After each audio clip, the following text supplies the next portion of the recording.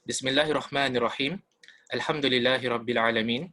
Allahumma salli wa sallim ala nabiyyina Muhammad wa ala alihi wa sahbihi ajma'in. Rabbi shrah li sadri wa yassir li amri wahlul 'uqdatam min lisani yafqahu qawli.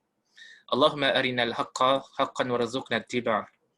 Ya Allah, tunjukkanlah kami yang benar itu adalah benar dan permudahkanlah bagi kami untuk mengikut kebenaran tersebut. Wa arinal batila batilan warzuqna ijtinabah. Ya Allah, tunjukkanlah kami yang batil itu adalah batil dan permudahkanlah bagi kami untuk menjauhi kebatilan tersebut. Wahdina limakhtulifa fihi minal haqqi biiznik. Bila kami petunjuk dalam isu-isu ini diperselisihkan dengan izinmu, innaka tahdi man tasha ila sirati mustaqim. Sungguhnya engkaulah yang memberikan petunjuk kepada siapa yang kau inginkan ke jalan yang lurus. Na'udzu bikalimatillahi tammah min kulli syaitanin wahammah wa min kulli ainin lammah. Muslimin muslimat yang dirahmati Allah, pertama dan utama terimalah salam ukhuwah daripada saya. Assalamualaikum warahmatullahi wabarakatuh. Jadi mudah-mudahan semua dalam keadaan sihat pada malam ini. Selamat datang saya ucapkan kepada semua ke dalam sesi kita yang ke-8 berkaitan dengan siri adab penuntut ilmu. Kita hari ini insya-Allah taala topik yang kita nak bahaskan adalah tentang bahaya ta'assub. Kan? Itu adalah merupakan topik kita pada malam ini insya-Allah taala. Jadi seperti biasa, kalau sekiranya antum ada soalan, bolehlah tuliskan soalan tersebut. Tak kisahlah bila-bila, pada awal kelas ke ataupun pertengahan, pada hujung pun boleh. Tulis typekan soalan dekat Q&A box insya-Allah taala. Kalau sekiranya ada komen, bolehlah dituliskan dekat chat box. Dan kalau sekiranya kita berikan antum peluang untuk berbuat secara verbal, bolehlah gunakan, manfaatkan raise hand. Kalau saya ada jawapan bagi soalan-soalan antum, insya-Allah kita akan jawab. Kalau tak ada jawapan, jawapan saya adalah wallahu taala a'lam.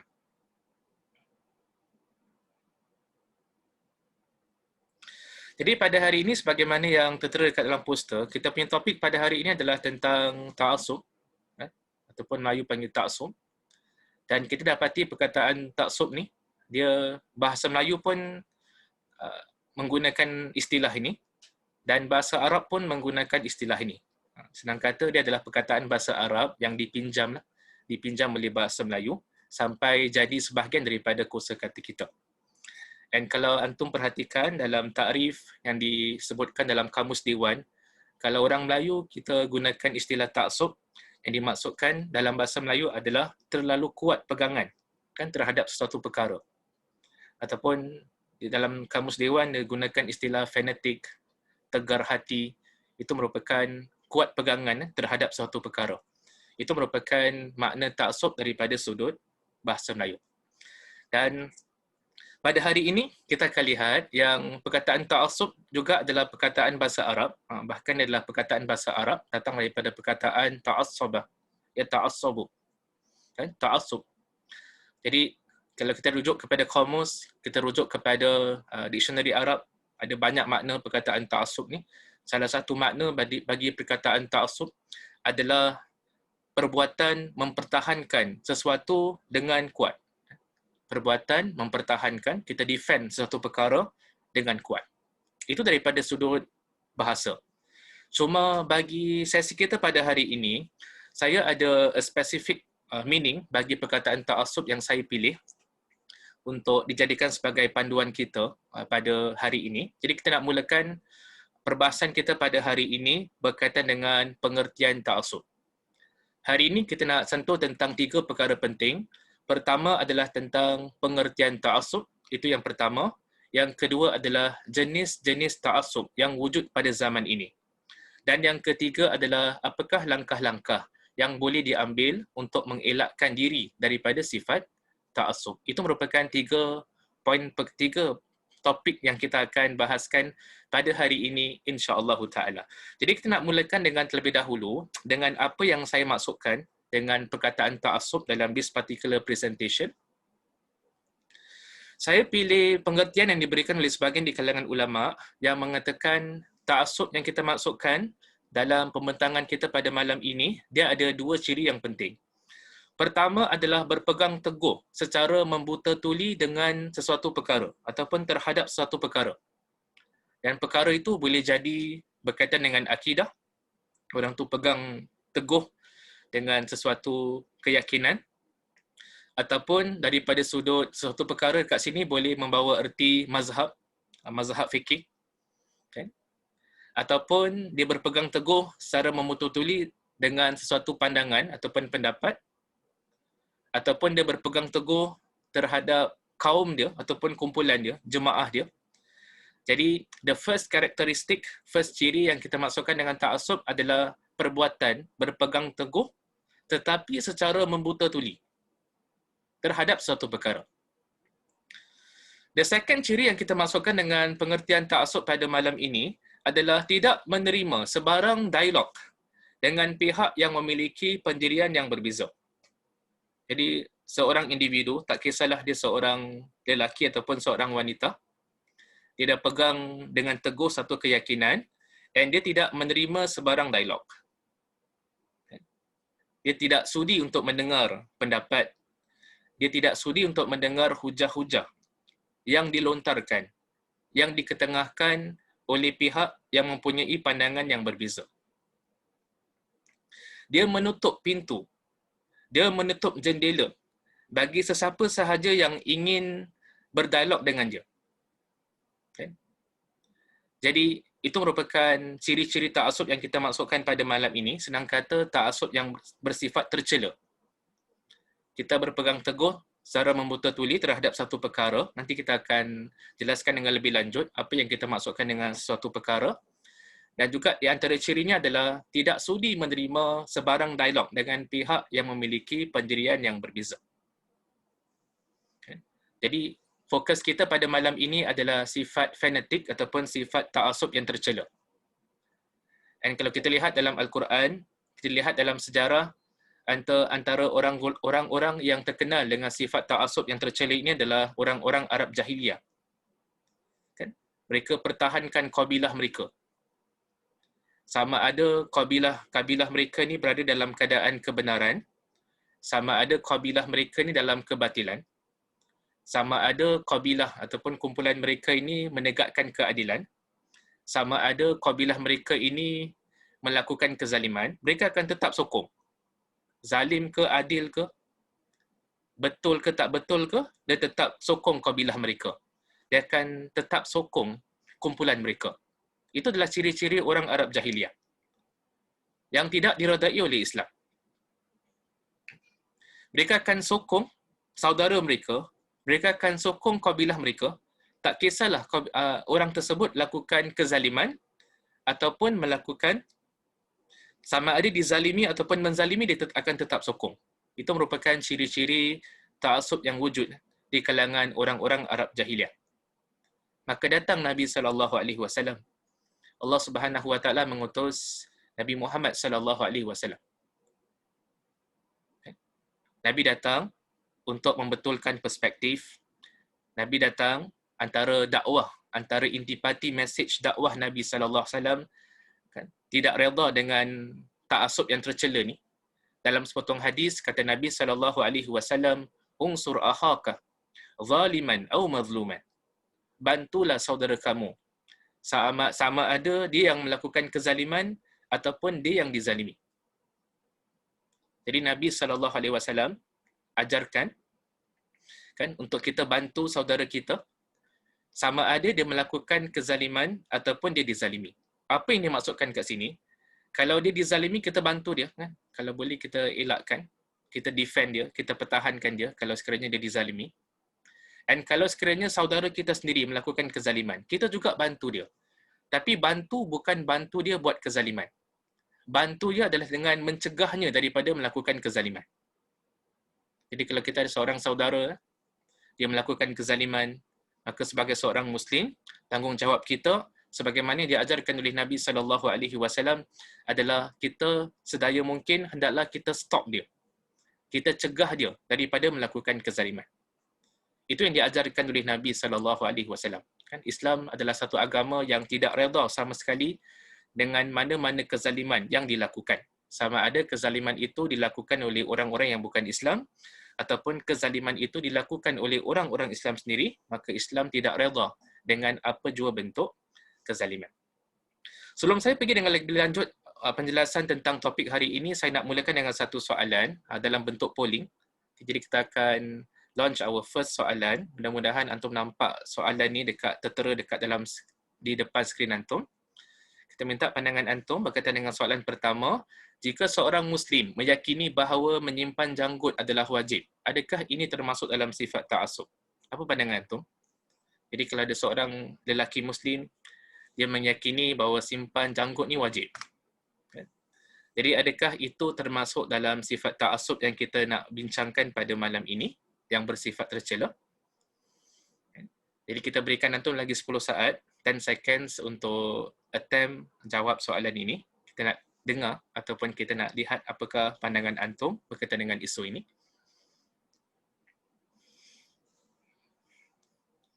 Okey, jadi saya akan end this particular polling. Kita akan share the results. Jadi ini merupakan jawapan yang antum berikan. Jadi sebahagian besar jawab tidak. Dia tak termasuk dalam sifat ta'assub. Manakala sebahagian kecil di kalangan antum jawab ya, dia termasuk dalam ta'assub. Jadi di kalangan antum berbeza pandangan dalam isu ini. Jadi saya nak kongsi jugalah pandangan saya tentang this particular issue. Wallahu ta'ala alam, pada pandangan peribadi saya, seorang Muslim, kalau dia meyakini bahawa menyimpan janggut adalah wajib, maka tak boleh begitu cepat kita tergesa-gesa untuk menuduhnya sebagai ta'assub. Kerana ta'assub yang tercela, dia ada ciri-ciri yang tertentu.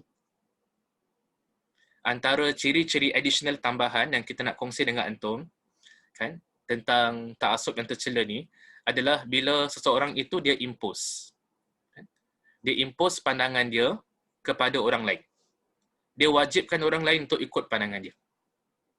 Jadi kalau orang tu dia rasa yang simpan janggut tu wajib, kemudian dia impose orang untuk ikut pandangan tersebut, maka itu kita boleh mengatakan takut-takut dia termasuk dalam sifat ta'assub. Tapi kalau orang tu meyakini yang simpan janggut tu wajib, tapi dia tak impose pandangan dia ke orang lain. Dia kata, actually isu ni isu khilaf. Memang betul pun. Kalau kita kaji tulisan para ulama silam dan semasa, kita akan dapati isu tentang simpan janggut bagi golongan lelaki ni ada perbezaan pandangan di kalangan ulama. Sebahagian ulama mengatakan simpan janggut adalah wajib, dan sebahagian di kalangan ulama mengatakan simpan janggut ni adalah sunnah ataupun sunat.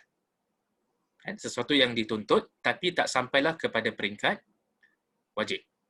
Jadi tak boleh kita terlampau tergesa-gesa kita tuduh orang sebagai sifat ta'assub kalau sekiranya dia meyakini simpan janggut itu adalah wajib, selagi mana dia tak impose pandangan dia ke orang lain. Dan dia tak menuduh pihak lawan sebagai melakukan kemaksiatan. Walaupun dia berpandangan wajib, tapi dia akur yang dalam hal ini ada pandangan yang kedua dalam isu ini, yang mengatakan simpan janggut bagi lelaki adalah sunat, tak sampai kepada peringkat wajib. Dia tak tuduh saudara Muslim ni yang lain yang mempunyai pandangan yang berbeza sebagai melakukan kemaksiatan. Dan dia tak menuduh pihak yang mempunyai pandangan yang berbeza. Dia tak tuduh mereka sebagai lemah pegangan agama. Maka kita mengatakan, kalau sekiranya dia tak impose pandangannya kepada orang lain, kita mengatakan itu tak dimasukkan dengan ta'assub yang tercela yang kita bincangkan pada hari ini. Kerana isu ini memang isu yang diperselisihkan oleh para ulama. Daripada dulu sampai sekarang, ulama berbeza pandangan tentang menyimpan janggut bagi golongan lelaki. Ada yang mengatakan wajib dan ada juga yang mengatakan dia adalah bersifat sunat. Jadi, wallahu ta'ala alam, itu adalah pandangan peribadi saya, tak boleh terlampau tergesa-gesa untuk kita tuduh orang sebagai mempunyai sifat ta'assub. Okey. Kalau kita dah tahu tentang pengertian ta'assub, orang itu dia ikut sesuatu dengan membetul-tuli, dia tidak ingin berdialog dengan orang lain, tak sudi dengar pandangan hujah orang lain, maka kita nak kongsi bahagian yang kedua pada hari ini tentang jenis-jenis ta'assub yang wujud pada zaman ini. Okay. Apa the contemporary examples of sifat ta'assub yang tercela yang wujud pada zaman ini? Yang sebahagian di kalangan sifat ta'assub ni wujud dekat tanah air kita sendiri. Kerana kita sedang discuss, kita sedang bincangkan tentang isu-isu yang berkaitan dengan agama kita. Maka menurut kajian saya, wallahu ta'ala alam, ini merupakan sebahagian contoh-contoh jenis ta'assub yang wujud pada zaman ini, dan sebahagian di kalangan contoh yang saya nak berikan kepada antum juga wujud dekat tanah air kita Singapura ini. Mudah-mudahan Allah Subhanahu Wa Taala pelihara kita daripada sifat ta'assub yang tercela. Pertama adalah ta'assub dengan pendapat sendiri. Kita rasakan bila seseorang itu rasakan diri dia je betul. Dan orang lain semua salah. Dan macam mana boleh timbul ta'assub dengan pendapat sendiri adalah bila ada perasaan kagum terhadap diri sendiri. Perasaan kagum terhadap pendapat sendiri. Itu melahirkan ta'assub dengan pendapat sendiri. Bahkan sebahagian di kalangan ulama, mereka berikan satu contoh. Orang yang ta'assub dengan pendapat sendiri ni adalah umpama seseorang yang tinggal kat dalam rumah, yang mana rumah itu dipenuhi dengan cermin. Dekat depan cermin, dekat kanan cermin, dekat kiri cermin, dekat belakang cermin. Semua cermin. Jadi kalau semua angle cermin dalam satu rumah, maka dia tengok mana-mana pun dia tengok diri dia je. Dia akan nampak dirinya sendiri. Rasa kagum dengan pendapat sendiri. Merasakan diri yang paling baik. Merasakan diri yang paling pandai. Ini adalah salah satu sifat ta'assub, kan? Yang wujudlah bukan hanya pada zaman ini, dia wujud juga pada zaman-zaman yang terdahulu.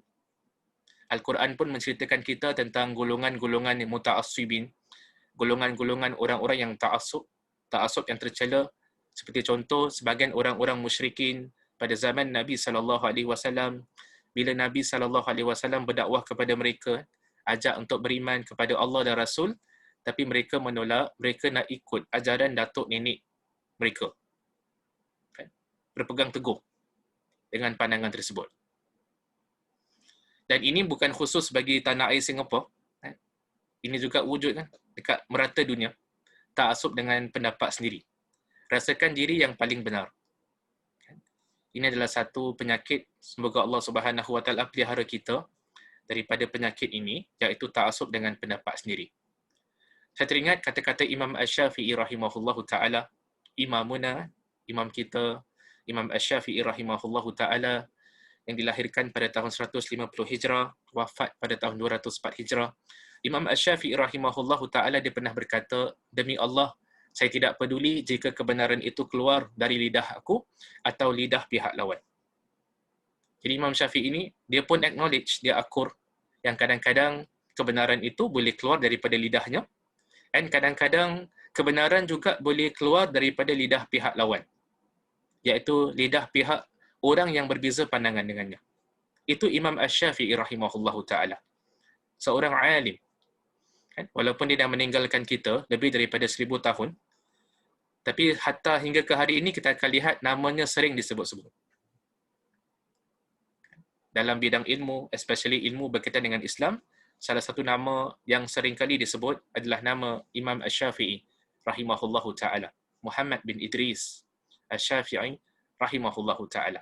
Jadi itu adalah jenis pertama, ta'assub dengan pendapat sendiri. Semoga Allah Subhanahu Wa Taala pelihara kita daripada ta'assub yang tercela ini. Jenis ta'assub yang kedua yang kita nak kongsi dengan antum, sebagaimana yang dikongsikan oleh sebahagian di kalangan ulama, adalah ta'assub dengan mazhab fikih. Suka saya tekankan agar tidak berlaku kekeliruan, adalah bukan ikut mazhab fikih yang tercela, bukan. Tapi ta'assub dengan mazhab fikih yang tercela. Kita nak bezakan antara dua benda ni. Satu adalah ikut mazhab fikih, yang lagi satu pula adalah ta'assub dengan mazhab fikih.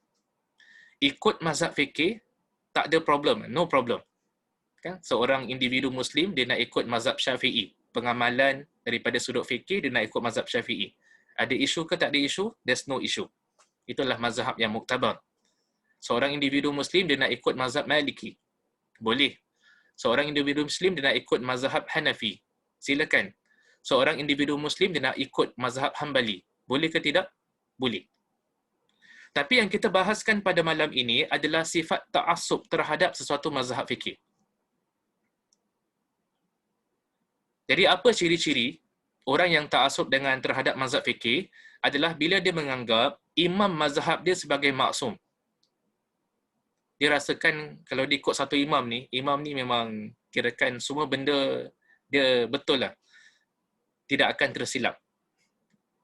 Jadi bila dia anggap imam mazhab dia sebagai maksum. Sebagaimana kita maklum dalam akidah Ahlus Sunnah, kita meyakini yang tak ada golongan yang maksum kecuali para anbiya. Hatta para sahabat Nabi SAW pun, according to pandangan Ahlus Sunnah, adalah mereka bukan maksum. Jadi kalau para sahabat Nabi SAW yang dapat tarbiyah langsung, yang dapat didikan langsung daripada Nabi SAW tidak dianggap sebagai maksum, apatah lagi orang-orang yang bukan sahabat Nabi SAW. Berkaitan dengan ta'assub dengan mazhab fikih ni, saya terjumpa satu perkataan oleh seorang ulama Syafi'i yang terkenal. Beliau diberikan gelaran Sultanul Ulama. Jadi kalau kita baca kitab-kitab kita ada sebahagian penulis berkata Sultanul Ulama, the king of all the scholars. Dan dalam mazhab Syafi'i, bila sebut Sultanul Ulama, kebiasaannya kita tahu siapa yang dimaksudkan, iaitu Izzuddin ibn Abdis Salam rahimahullahu taala.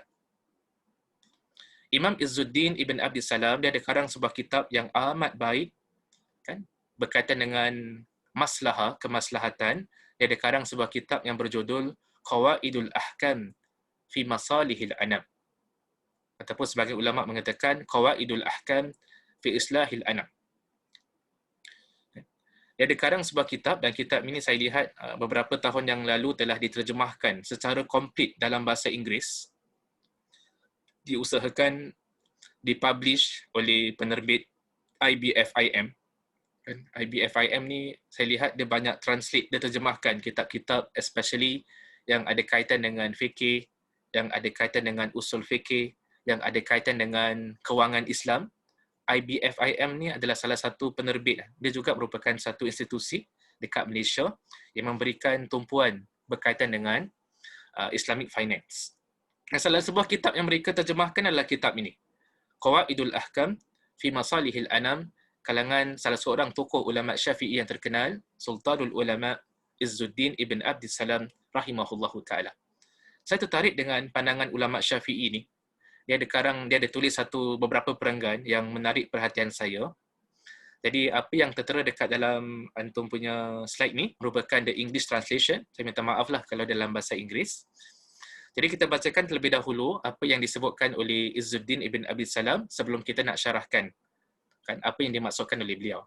Kata Imam Izzuddin ibn Abdis Salam rahimahullahu ta'ala, one of the strangest things is that the jurists who follow an imam, when they come to know such a weakness of their imam's source that they cannot remove it, they still follow him in it, and leave him whose opinion is supported by the book, the sunnah, and the valid legal analogies.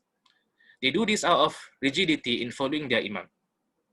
They even engage in tricks to reboot the apparent meanings of the book and the sunnah and interpret them using far-fetched interpretations so as to defend their imam. Jadi sebelum saya masuk ke dalam slide yang berikutnya, kita nak rumuskan apakah poin-poin penting yang diketengahkan oleh Izzuddin ibn Abdis Salam dalam this first two paragraph. Dia kata dia dapati sebahagian di kalangan individu-individu Muslim, especially yang berkecimpung dalam bidang fikih, dia dapati sebahagian di kalangan mereka tetap mengikut pandangan seorang imam. Walaupun dia tahu yang that particular pandangan adalah pandangan yang lemah. Walaupun dia tahu yang hujah-hujah pandangan imam yang dia ikut adalah satu hujah yang lemah. Bahkan mereka bukan sahaja ikut imam tersebut, kadang-kadang apa yang berlaku, kata Izzuddin ibn Abdis Salam, adalah mereka cuba menafsirkan ayat Quran. Mereka cuba tafsirkan sunnah Nabi SAW dengan penafsiran yang begitu jauh. Penafsiran yang begitu jauh maksudnya adalah penafsiran yang begitu lemah. yang jauh daripada kebenaran demi untuk mempertahankan imam mereka. Sampai gitu sekali. Jadi kita teruskan apa kata Izzuddin ibn Abdis Salam rahimahullahu ta'ala. We have seen them gathered in assemblies when something is mentioned. To one of them opposing whatever he is used to, he expresses extreme astonishment at it, without attempting to get back to the proof. Rather, he is so accustomed to following his imam that he thinks that truth is confined to his madhab. If he were to ponder over this, his astonishment at his imam's mazhab would have been more than his astonishment at someone else's mazhab. Engaging in discussion with these is a waste of time and leads to breaking off of relations and mutual opposition without generating any benefit. Slide yang ke-9 pula, sambungan kata-kata Izzuddin ibn Abdis Salam. Apakah di antara poin yang penting dia nak ketengahkan kat sini adalah orang-orang ini, individu-individu ini, mereka merasakan kebenaran itu hanya ada pada mazhab dia saja. Mazhab tu lebih daripada satu kan, sebagaimana kita maklum, especially dalam bidang fikih. Ada mazhab Syafi'i, ada mazhab Maliki, ada Hambali, kan? Ada mazhab-mazhab yang lain. Tapi bagi sebahagian orang yang berkecimpung dalam bidang fikih, kadang-kadang mereka rasakan kebenaran itu cuma ada pada mazhab dia je. Mazhab dia je betul. Mazhab yang lain semua salah. Dan kata Izzuddin ibn Abdis Salam, kalau kita nak berdialog, kalau kita nak berbincang dengan golongan sedemikian rupa, dia macam waste of time. Dia buang masa. Kenapa buang masa? Kerana tak memberikan manfaat. Kita sambung lagi apa kata Izzuddin ibn Abdis Salam rahimahullahu ta'ala.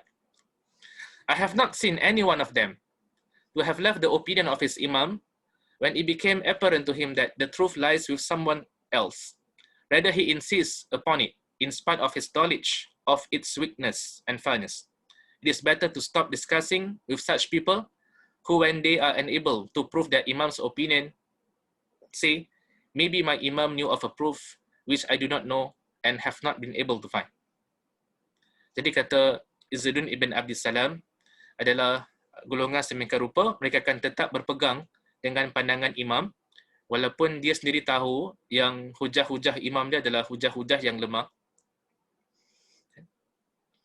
Dan bila berbincang dengan golongan sedemikian rupa, kan, bila mereka tak boleh defend kata-kata imam mereka, maka mereka akan berkata, barangkali imam saya mengetahui dalil yang tidak saya ketahui dan tidak saya jumpa. Jadi itu merupakan sedikit pesanan yang diberikan oleh salah seorang tokoh ulama Syafi'i yang terkenal, Sultanul Ulama Izzuddin ibn Abdis Salam, dalam kitabnya Qawaidul Ahkam dan fi Islahil Anam. Jadi kita lihatlah kepada antum, kita lihat daripada kata-kata ini yang ta'assub kepada mazhab fikih. Sekali lagi saya tekankan kat sini, ikut mazhab fikih tak jadi masalah. Cuma ta'assub terhadap mazhab fikih itu yang problematik. Merasakan pandangan satu mazhab je betul. Kan? Kalau dia Hanafi, dia rasakan Hanafi je betul. Yang lain semua salah. Maliki tak betul, Hanbali tak betul, Syafi'i tak betul. Ataupun kalau dia ikut mazhab Syafi'i, dia rasakan Syafi'inya pandangan je betul. Pandangan-pandangan ulama-ulama yang lain, ulama-ulama mazhab yang lain adalah tidak tepat. Itu yang tercela. Bila ada sifat ta'assub terhadap sesuatu mazhab. Dan kalau kita kaji ulama-ulama besar dalam mazhab Syafi'i, mereka punya pendirian tak seperti sebagaimana yang diterangkan oleh Imam Izzuddin ibn Abdis Salam. Kita dapati ulama-ulama besar, baik dalam mazhab Syafi'i ataupun mazhab-mazhab yang lain, walaupun mereka ikut satu mazhab, tapi bila kita baca tulisan mereka, there are certain issues. Ada isu-isu yang tertentu, kadang-kadang mereka dipat. Mereka tinggalkan pandangan mazhab yang mereka ikut dan mereka berpegang in that particular issue kepada pandangan mazhab yang lain. Dan ini banyak berlaku di kalangan ulama-ulama besar. Kita nak berikan antum contoh-contoh nama. Sebagai contoh, anak murid kepada Imam Abu Hanifah rahimahullahu ta'ala. Abu Yusuf. Imam Abu Yusuf rahimahullahu ta'ala, kalau kita kaji pandangan Imam Abu Yusuf, dia merupakan anak murid Imam Abu Hanifah. There are certain issues yang mana Imam Abu Yusuf rahimahullahu ta'ala beza pandangan dengan guru dia sendiri, dengan imam mazhab dia sendiri, iaitu Imam Abu Hanifah rahimahullahu ta'ala. Kalau kita lihat dalam mazhab Maliki pun juga sama, ada sebahagian imam seperti Qadi Abu Bakar, kan? Dia mempunyai pandangan yang berbeza daripada pandangan mazhab Maliki dalam sebahagian isu. Kalau mazhab Syafi'i, salah satu contoh yang saya nak berikan adalah Imam An-Nawawi rahimahullahu ta'ala. Imam Nawawi salah seorang tokoh ulama yang hebat. Kita akan dapati kalau kita baca kitabnya Syarah Sahih Muslim, dan kalau kita baca kitab Al-Majmu' Syarah Al-Muhadzab karangan Imam An-Nawawi rahimahullahu ta'ala, kita akan dapati there are certain issues yang mana Imam Nawawi mempunyai pandangan yang berbeza daripada pandangan Imam Syafi'i, daripada pandangan mazhab Syafi'i. Imam An-Nawawi rahimahullahu ta'ala. Mazhab Syafi'i kata kalau sentuh khinzir dikiaskan dengan anjing, kan? Kena sertu. Basuh 7 kali, salah satu basuhan dicampur dengan tanah. Imam Nawawi tak setuju. Kan? Pandangan Imam Nawawi adalah sertu tu yang basuh 7 kali, salah satunya dengan tanah, itu khusus untuk anjing. Adapun untuk khinzir, Imam Nawawi tak setuju dengan pandangan mazhab Syafi'i. Itu satu contoh. Jadi ada banyak lagi contoh lah, yang mana Imam Nawawi rahimahullahu ta'ala, dia dibeza pandangan dengan pandangan mazhab Syafi'i, walaupun dia adalah seorang ulama Syafi'iyah. Sama juga dengan ulama Syekh Wahbah Az-Zuhaili rahimahullahu ta'ala, ulama Syria yang terkenal, yang karang sebuah ensiklopedia fikih yang amat bernilai, Al-Fiqhul Islami wa Adillatuhu, yang ada terjemahannya ke dalam bahasa Indonesia. Kita akan lihat Syekh Wahbah Az-Zuhaili walaupun dia mazhab Syafi'i, tapi dalam sebahagian isu dia beza pandangan dengan mazhab Syafi'i.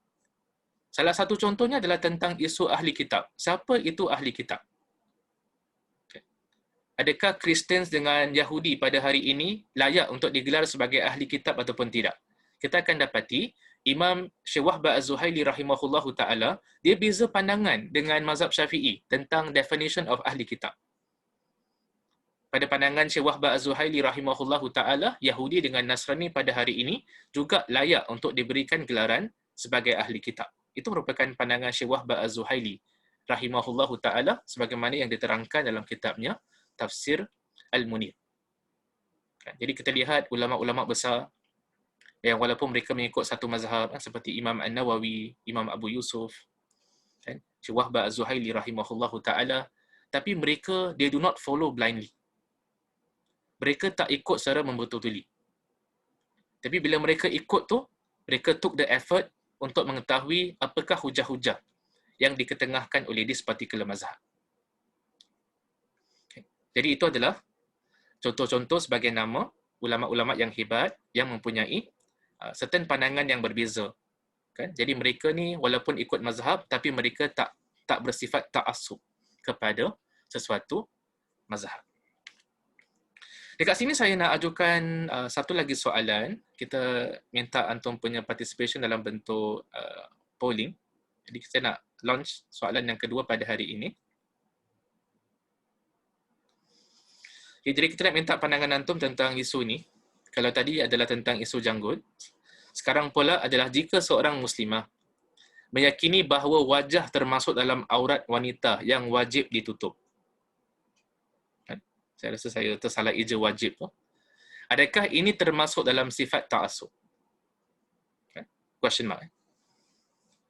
Jadi kalau seorang muslimah dia meyakini tutup wajah ni aurat, jadi dia tutup wajahnya, adakah itu termasuk dalam ta'assub? Apa pandangan antum? Kita berikan last 10 seconds, 10 saat yang terakhir untuk antum cuba attempt jawab this particular soalan.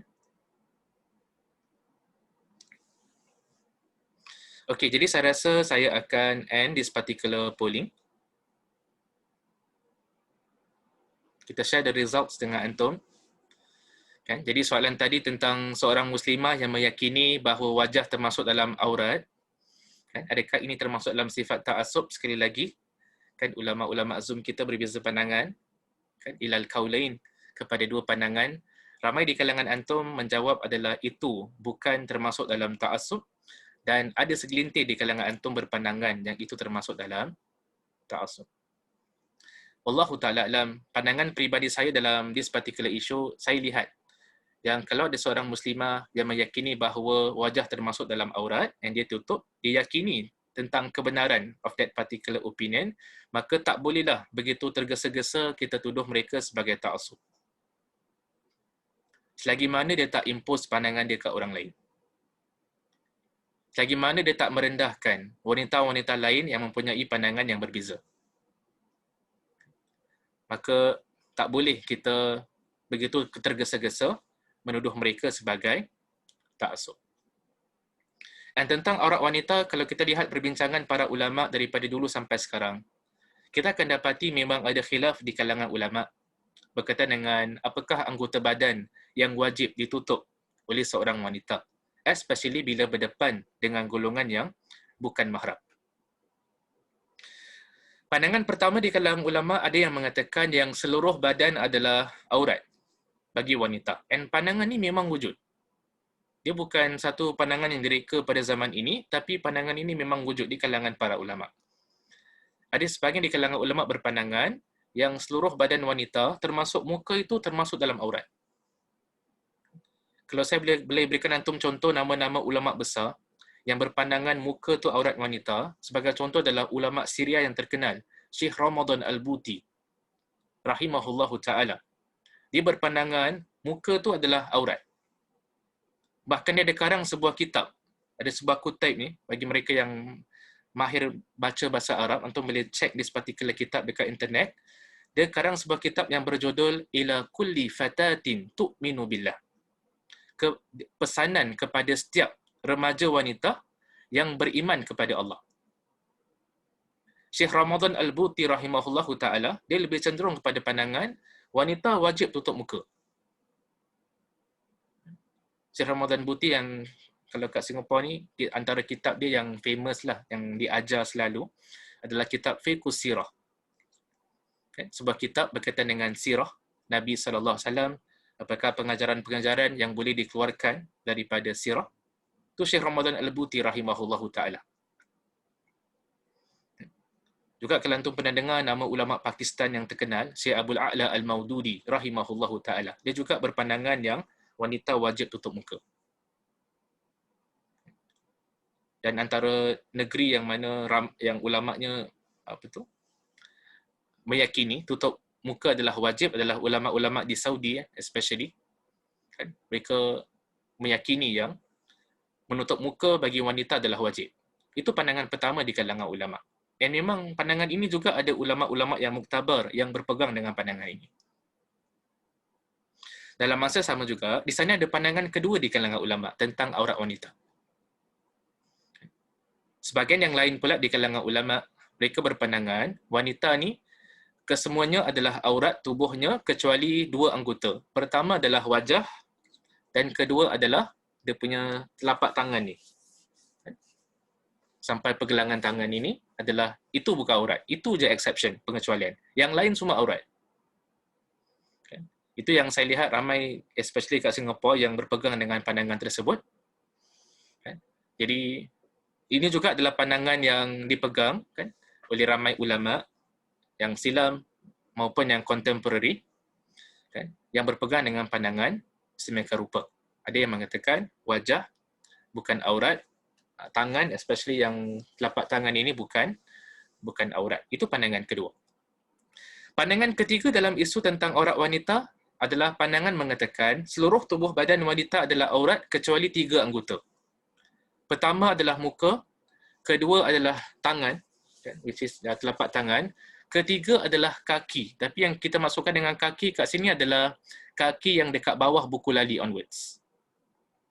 Daripada buku lali ke bawah, itu tak termasuk dalam aurat.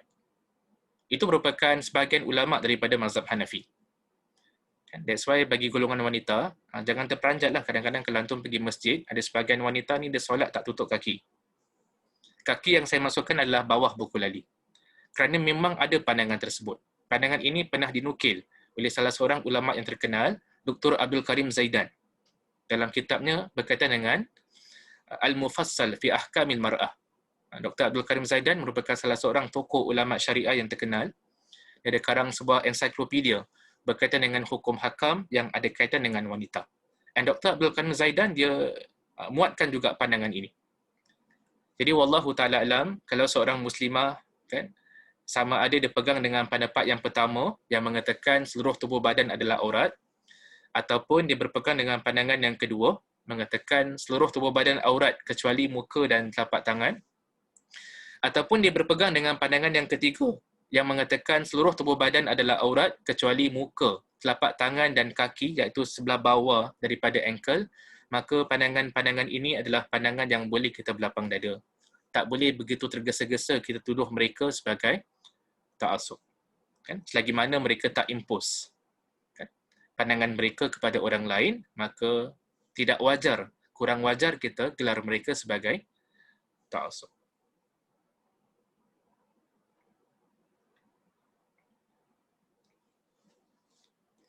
Kita beralih tentang perbahasan yang berikutnya, Afwan, tentang jenis ta'assub yang berikutnya. Kalau tadi yang pertama ta'assub dengan pendapat sendiri, kalau yang kedua tadi ta'assub kan dengan mazhab fikih, maka yang ketiga ni adalah directly opposite of yang kedua yang kita bincangkan tadi, iaitu ta'assub dalam menentang mazhab fikih. Tolak semua mazhab. Ini juga adalah sejenis ta'assub. Dan kata-kata ini saya pernah kongsi dengan sebahagian di kalangan antum yang ikut kursus Fiqhul Ikhtilaf. Pandangan yang diambil daripada kitab Raf'ul Malam an A'immatil A'lam. Kata sang pengarang kitab ini, ketahuilah bahawa tidak ada seorang daripada ulama yang diterima umat Islam dengan sengaja berselisih dengan Rasulullah sallallahu alaihi wasallam dalam perkara-perkara sunnah, sama ada sekecil-kecil perkara sehingga sebesar-besar perkara. Sungguhnya mereka semua bersetuju 100% akan tanggungjawab mengikuti dan mentaati Rasul. Mereka juga bersetuju bahawa setiap orang boleh diambil dan ditolak kata-katanya kecuali Rasul sallallahu alaihi wasallam. Akan tetapi, jika didapati terdapat hadis sahih yang bercanggah dengan pendapatnya, maka pasti ada keuzuran baginya ketika dia meninggalkan hadis sahih tersebut. Jadi, poin yang kita nak ketengahkan kat sini adalah ta'assub jenis yang ketiga yang wujud pada zaman lampau dan juga pada zaman ini adalah ta'assub menentang mazhab fikih. Jadi kalau sekiranya ta'assub terhadap mazhab fikih itu dianggap sebagai tercela, ta'assub menentang mazhab fikih juga adalah dianggap sebagai tercela, kata ulama kita. Kadang-kadang sebagian talibul ilm, sebagian para penuntut ilmu yang kadang-kadang baru mula belajar ilmu, kan, baru berjinak-jinak dengan ilmu, kadang-kadang begitu cepat, begitu tergesa-gesa menuduh, oh mazhab ni tak ikut sunnah, oh, mazhab Syafi'i ni tak ikut sunnah, mazhab Hambali ni tak ikut sunnah, mazhab Maliki ni tak ikut sunnah. Kadang-kadang begitu ringan dekat lidah kita tuduh a particular mazhab tak ikut sunnah Rasul sallallahu alaihi wasallam. Sebagaimana kita maklum, kalau kita belajar usul fiqh, kita akan dapati sunnah ni adalah satu dalil yang disepakati oleh semua ulama. Muktabar. Al-Quran wa sunnah. Adillah muttafaq alaiha. Dalil yang disepakati oleh semua ulama. Bila nak keluarkan hukum, mesti cek dekat Quran, mesti cek dekat sunnah Rasul sallallahu alaihi wasallam. Jadi ada sebahagian lah di kalangan talibul ilm, di kalangan para penuntut ilmu, yang kadang-kadang begitu cepat menuduh orang-orang yang mengikut mazhab, kan? Yang menuduh, melontarkan tuduhan kepada satu mazhab sebagai tidak ikut sunnah Rasul sallallahu alaihi wasallam. Saya teringat pesanan guru-guru saya dekat kota Rasul sallallahu alaihi wasallam, dan mereka merupakan para profesor, kan, yang hebat, kan? Mereka juga ingatkan para pelajar, jangan begitu cepat kita tuduh, kan, satu mazhab itu sebagai tak ikut sunnah Rasul sallallahu alaihi wasallam. Kita kena belajar tentang asbabul khilaf. Kenapa ulama kita beza pandangan? Kan? Barangkali cara dia menafsirkan hadis ni lain sikit, cara pemahaman dia. Kan? Sebagaimana yang disebutkan dalam kitab Raf'ul Malam an A'immatil A'lam. Ada sebahagian pula di kalangan orang yang menentang langsung mazhab fikih, mereka mengatakan, mereka sebahagian di kalangan mereka berpendapat yang kewujudan mazahib, kewujudan mazhab-mazhab fikir ni seolah-olah memecah belahkan orang-orang Islam. Ada di kalangan mereka yang berpandangan kan cukup dengan wujudnya hadis Nabi SAW boleh hilangkan khilaf. Kan senang aja ustaz. Kita pegang dengan hadis ni terus khilaf tak ada. Kan settle. Kita mengatakan bagi mereka yang ikut modul atau khusus tentang fiqhul ikhtilaf, kadang-kadang sepotong hadis diperselisihkan tentang status derajat dia. Hatta di kalangan golongan muhaddisin, di kalangan para ulama hadis, kadang-kadang mereka berbeza pandangan tentang derajat sepotong hadis. Ada kata hadis ni hasan, ada kata hadis ni lemah. Saya bagi contoh. Contoh tentang aurat wanita tu. Kan antara hadis yang selalu digunakan sebagai dalil adalah hadis Asma, yang mana Nabi SAW mengatakan yang bila seorang wanita dah sampai kepada usia baligh, maka dia tak boleh menunjukkan kecuali muka dengan telapak tangan. Hadis ini kalau kita lihat daripada sudut perbahasan hadis, ulama kita beza pandangan tentang status hadis ni. Ada sebahagian ulama kata hadis ni dhaif, lemah. Jadi hadis yang lemah tak boleh dijadikan sebagai hujah dalam hukum hakam. Sebahagian di kalangan ulama pula dia kata, yes, we acknowledge hadis ni lemah. Tapi hadis ni ada banyak jalan periwayatan, maka dia jadi hadis hasan li ghairihi. Another point of view pula.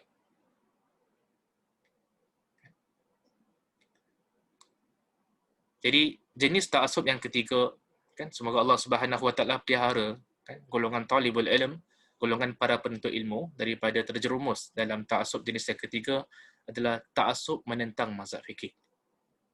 Seolah-olah antum tak menghargai tulisan para ulama fikih. Saya kurang selesa lah. Kadang-kadang saya lihat di kalangan para penuntut ilmu, ada yang suka macam membanding-membandingkan. Ada kata, ustaz, ulama fikih ni lagi bagus daripada ulama hadis. Ada pula mengatakan, ustaz, ulama hadis ni lagi bagus daripada ulama fikih. Kadang-kadang bila saya belajar, saya lihat ada macam tendensi di kalangan para penuntut ilmu untuk compare macam ini. Okay. Yang belajar hadis kadang-kadang merendahkan orang yang belajar fikih. Yang belajar fikih dengan usul fikih kadang-kadang rendahkan orang yang belajar hadis. Okay. Secara peribadi, saya tak begitu selesa lah dengan this type of approach, pendekatan yang digunakan oleh sebahagian talibul ilm, sebahagian para penuntut ilmu. Pada pandangan peribadi saya adalah, kita ni nak ambil ilmu, kena ambil daripada golongan expert. Sebagaimana kita tegaskan, fas'alu ahla dzikri in kuntum la ta'lamun. Bertanyalah kepada golongan kan yang mempunyai ilmu kalau sekiranya antum tidak mengetahui. Kalau antum nak belajar hadis dengan mendalam, kan, orang yang sebaik-baiknya kita rujuk adalah orang yang pakar dalam bidang hadis. Tapi kalau antum nak belajar fikih dengan mendalam, orang yang sepatutnya antum rujuk adalah golongan para fuqaha. Orang yang mahir dalam bidang fikih. Kalau nak mendalami ilmu usul fikih, orang yang sepatutnya kita menuntut ilmu daripadanya adalah golongan usuliyun, golongan para ulama usul fikih. Sama juga dengan ilmu-ilmu yang lain. Kalau nak mendalami ilmu tafsir, cedoklah ilmu daripada para ulama tafsir. They complement each other. Mereka saling melengkapkan antara satu sama lain. Jadi wallahu ta'ala alam, itulah yang saya harap. Saya ingatkan diri saya dan juga pada antum akan firman Allah Subhanahu Wa Taala, fas'alu ahla dzikri in kuntum la ta'lamun. Bertanyalah kepada golongan yang mempunyai ilmu kalau sekiranya kamu tidak mengetahui. Tak perlulah kita rendah-merendahkan antara satu sama lain, dia hanya akan merugikan talibul ilm, penuntut ilmu tersebut. Jadi jenis yang ketiga, kan, yang ulama kita ingatkan agar kita tak terjatuh dalam jenis ta'assub ni adalah ta'assub menentang mazhab fikih, which is directly opposite of the second ta'assub yang tadi kita jelaskan. Ta'assub yang selanjutnya, yang wujud. Zaman dulu wujud, zaman ni pun wujud. Termasuk dalam tanah air kita Singapura ni. Kadang-kadang saya lihat benda ni wujud.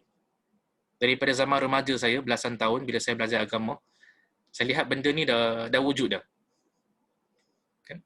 Sampai saya dah keluar negeri, dah balik Singapura pun kadang-kadang saya lihat ada di kalangan adik-adik muda yang terperangkap dalam this type of ta'assub.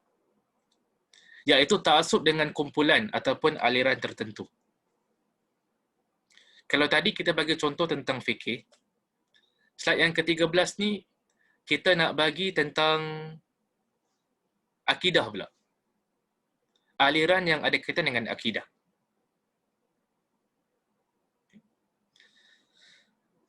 Jadi kalau kita lihat, pendekatan mengajarkan akidah ni di kalangan para ulama, baik yang contemporary ataupun yang silam, dia ada a few pendekatan lah.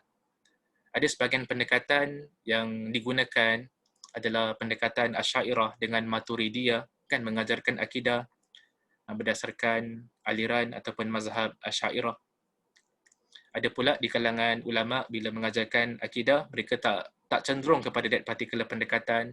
Mereka menggunakan pendekatan yang berbeza. Kan? Ada yang gelar sebagai pendekatan manhajus salaf, kan, dalam mengajarkan akidah.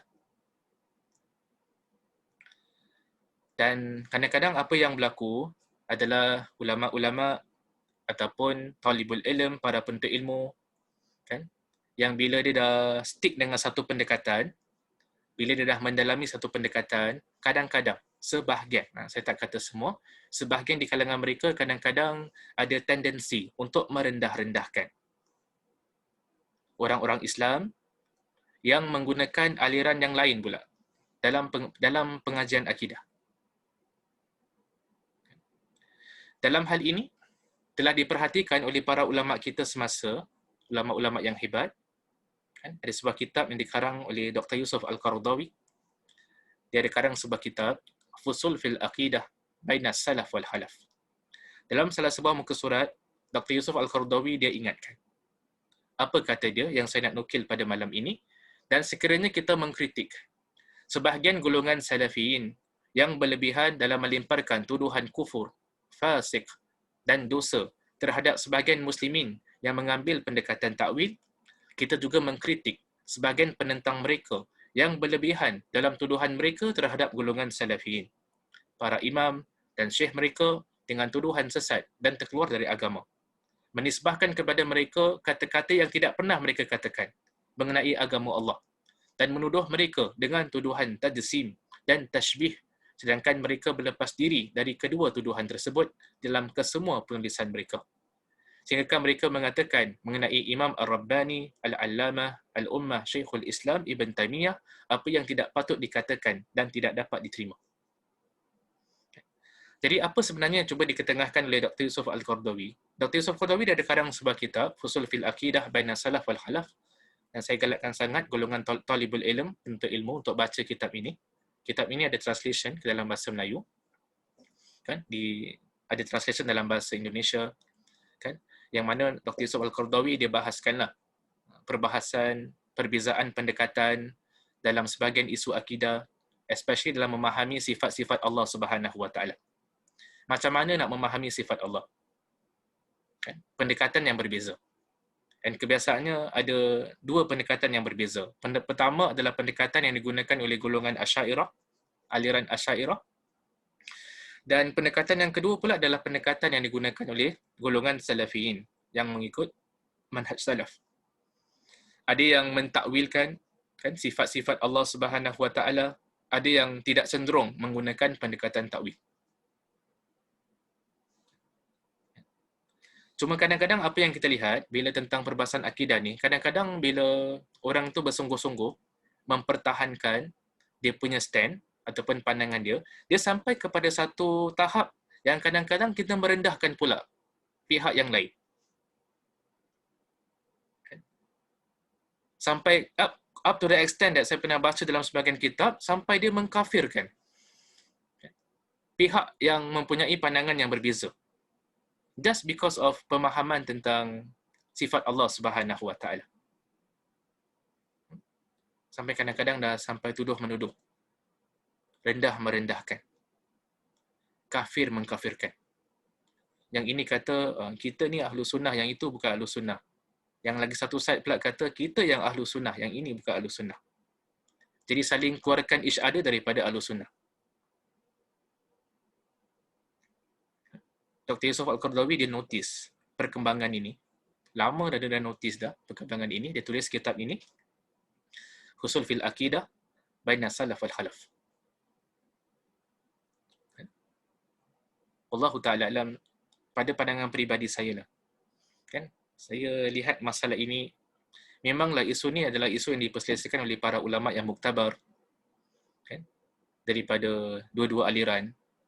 Kan? Tapi saya rasa kita punya priority, keutamaan kita pada zaman ini especially dalam pengajian akidah. Kan? Kadang-kadang sebahagian di kalangan orang Islam, mereka sibuk bertelingkah tentang cara memahami sifat Allah Subhanahu Wa Taala. What is the best approach dalam memahami sifat Allah Subhanahu Wa Taala? Kadang-kadang kita lupa tentang other things which is much more important. Antaranya adalah pada hari ini kadang-kadang kita face satu problem. Anak-anak, adik-adik kita, kan, yang kadang-kadang dia punya akidah tu langsung goyah. Mereka believe, kan, sebagai contoh, dengan orang-orang yang promote atheism, kan, yang deny the existence of Allah Subhanahu Wa Taala, kan, yang boleh meragut akidah mereka. So have we prepared a convincing answer, jawapan yang kukuh, baik daripada sudut dalil naqli ataupun dalil akli, macam mana kita nak menentang golongan-golongan orang-orang yang kadang-kadang mereka mengajak kepada ateisme. Dulu bila saya junior college, saya lihat ada segelintir daripada teman-teman saya yang mendalami ilmu sains. Saya sedih sangat. Sebahagian di kalangan mereka, segelintir di kalangan mereka, mereka mendalami ilmu sains. Tapi bila mereka mendalami ilmu sains, segelintir di kalangan mereka ada yang kepercayaan mereka kepada Allah ni macam hilang. Dan saya terperanjat. Kan bila dapat berita, ada sebahagian kalangan teman-teman saya yang dulu sama-sama belajar dekat junior college, tapi bila dah sampai kepada peringkat universiti, ada di kalangan mereka yang tinggalkan Islam. Sedangkan mereka ni adalah orang-orang yang bijak pandai.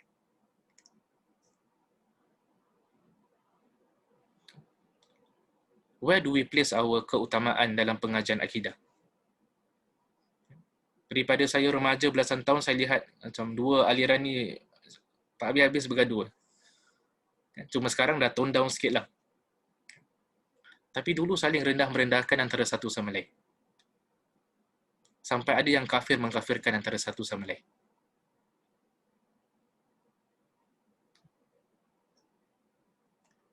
Allahu Ta'ala alam. Okay. Saya rasa macam benda macam ini amat merugikan orang-orang Islam. Amat sangat merugikan orang-orang Islam. Jadi kalau sekiranya antum lebih selesa dengan satu pengajian, pendekatan dalam pembelajaran akidah, falyatafaddal, gunakan pendekatan tersebut, tapi janganlah sampai kita merendahkan pihak yang lain. Kalau antum perhatikan, kata Dr. Yusof Al-Qaradawi dalam kitabnya Fusul fil Aqidah Baina Salaf wal Khalaf, beliau tekankan, golongan tu Asy'ariyah ke, golongan tu Salafiyah ke, manhaj Salaf, mereka semua sepakat tentang satu benda. Laisa kamitslihi syai'. Iaitu firman Allah Subhanahu Wa Taala yang mengatakan tidak ada sesuatu pun yang menyerupai Allah Subhanahu Wa Taala.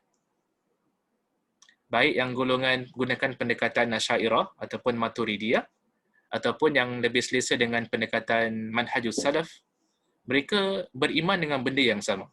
Laisa kamitslihi syai'. Tidak ada sesuatu pun yang menyerupai Allah Subhanahu Wa Taala. Cuma pendekatan mereka berbeza sikit dalam memahami sebahagian ayat-ayat Al-Quran yang khususnya membincangkan tentang sifat-sifat Allah Subhanahu Wa Taala. Itu adalah jenis ta'assub yang keempat. Semoga Allah Subhanahu Wa Taala pelihara kita daripada terjebak ke dalam jenis ta'assub ini. Okey.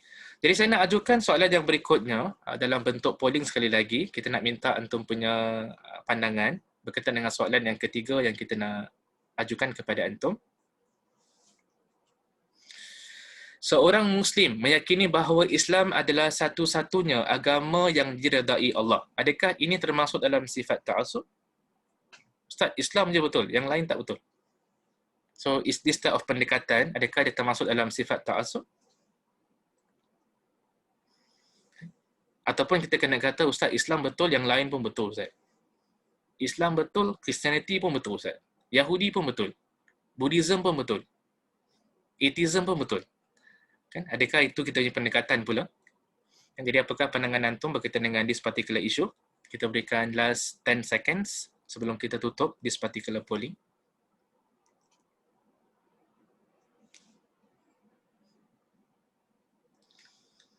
Okey, jadi saya akan end this particular polling. Kita akan share the results. Ini merupakan jawapan antum. Ramai di kalangan antum jawab tidak, dia tidak termasuk dalam ta'assub.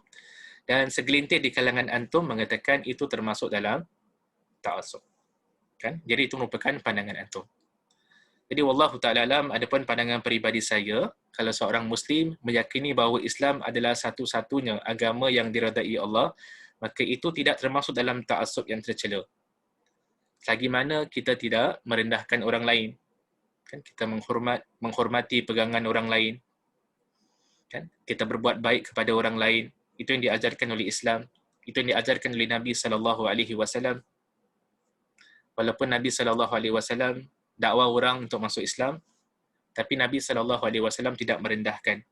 Nabi tak paksa orang-orang lain untuk masuk ke dalam agama Islam. Sama juga dengan agama lain. Orang Nasrani, kenapa dia masuk Christianity? Kristian, kerana dia yakini yang Kristian itu adalah agama yang betul. Dia yakini agama-agama yang lain adalah agama yang bukan the correct religion. That is why dia berpegang dengan agama Nasrani. Sama juga dengan penganut-penganut agama yang lain. They believe that agama mereka adalah merupakan agama yang betul. That is why mereka anuti agama tersebut. So there's no problem. Kita sebagai orang Islam merasakan, meyakini bahawa Islam adalah satu-satunya agama yang benar. Kata Allah Subhanahu wa taala, "Inna ad-dina 'indallahil Islam." Sungguhnya agama yang diterima di sisi Allah hanya adalah Islam. Tapi dalam masa yang sama juga, walaupun kita meyakini hanya Islam adalah satu-satu agama yang diredai oleh Allah Subhanahu wa taala, itu tidak menghalang kita daripada menyebarkan rahmah, menyebarkan kebaikan kepada penganut-penganut agama lain.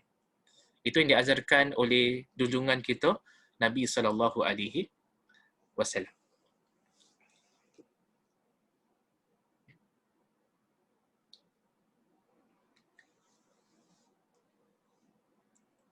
Oh, tadi ada satu komen dekat chat box. Ada yang kata, saya sokong Ustaz, kalau dalam bidang lain, example in medicine, specialist, kan? Dalam bidang-bidang tertentu, tidak ada ketaksuban. Untuk melihatlah, kan, golongan medical doctors, kan.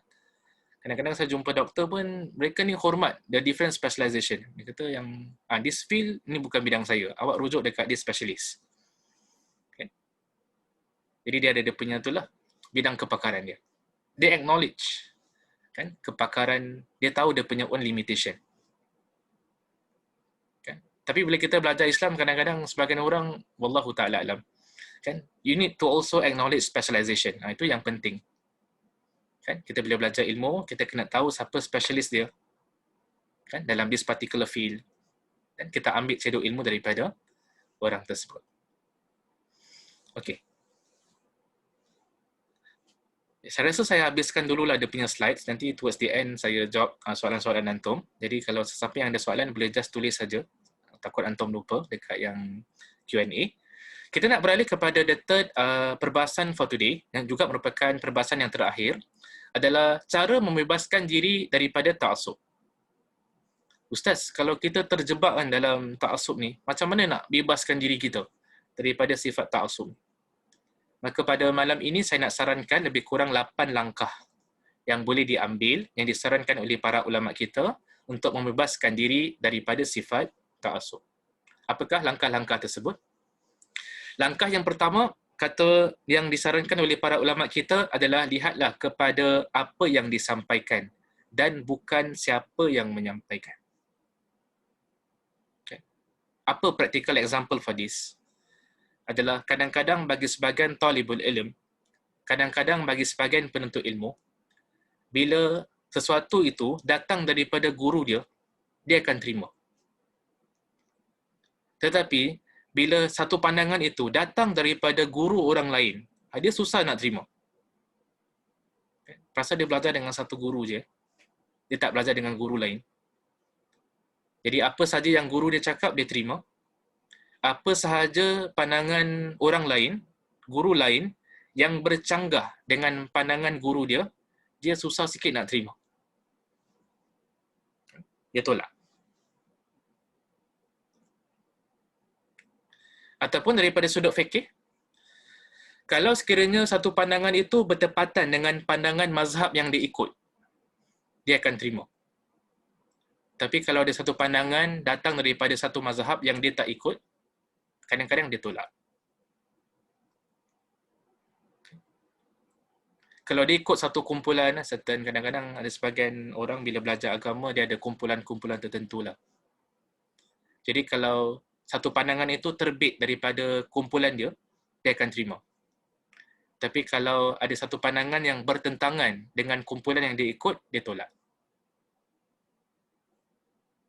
Further examples tentang isu ini, bila satu pandangan datang daripada ulama'-ulama' tempat dia belajar, dia akan terima that pandangan.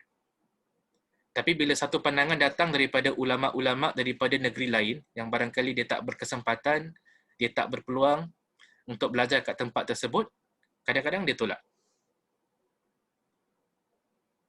Allahu Ta'ala alam, kata para ulama' kita, antara kaedah adalah lihatlah kepada apa yang disampaikan dan bukan siapa yang menyampaikan.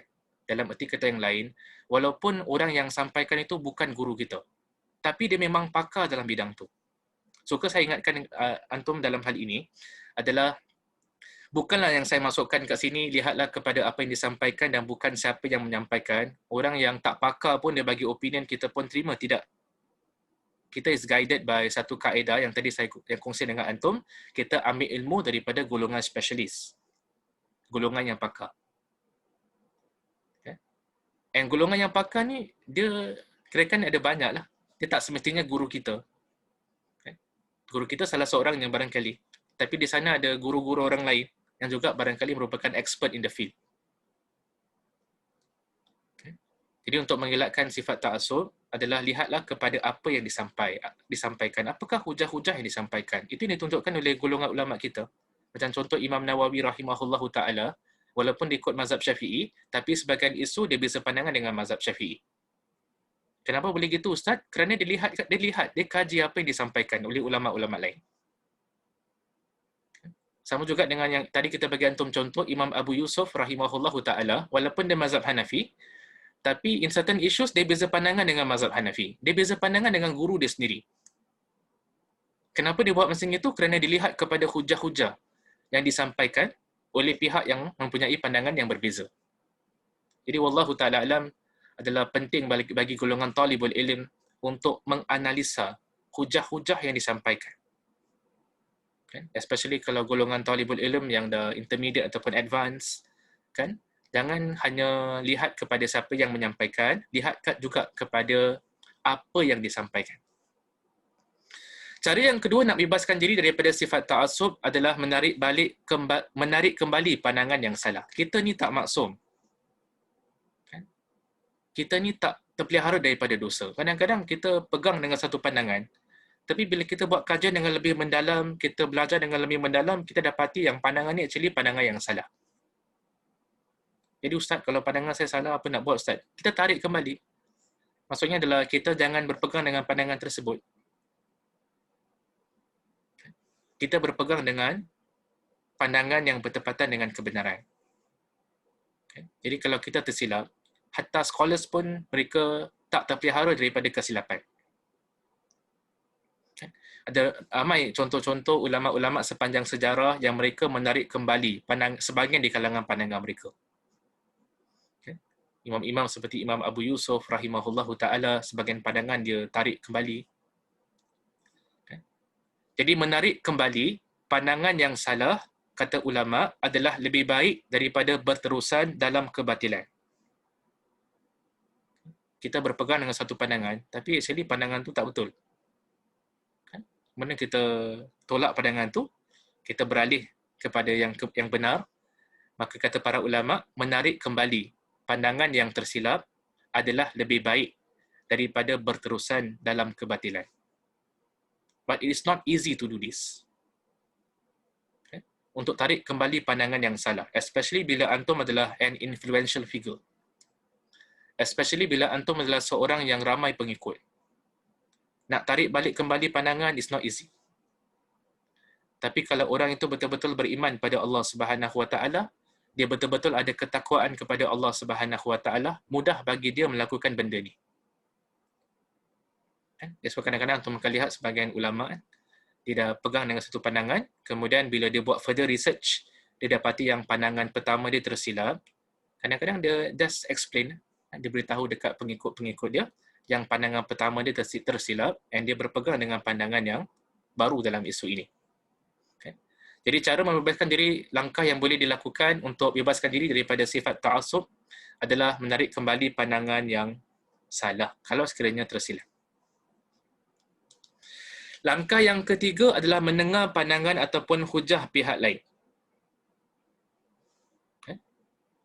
Jadi bila kita dah keluarkan satu pandangan, okay, janganlah kita tutup pintu, janganlah kita tutup jendela daripada mendengar pandangan pihak lain. Manalah tahu kebenaran itu berada pada pihak lain.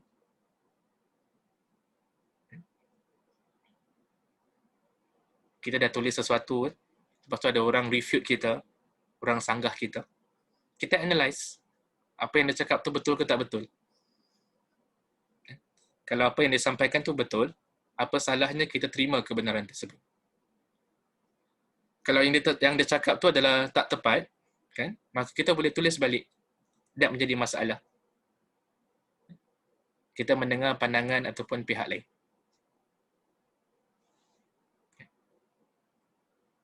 Dan kadang-kadang pandangan pihak lain tu barangkali adalah orang yang lebih rendah daripada kita. Apa yang saya maksudkan? Contoh yang kita pernah berikan antum adalah Nabi Sulaiman dengan Hudhud.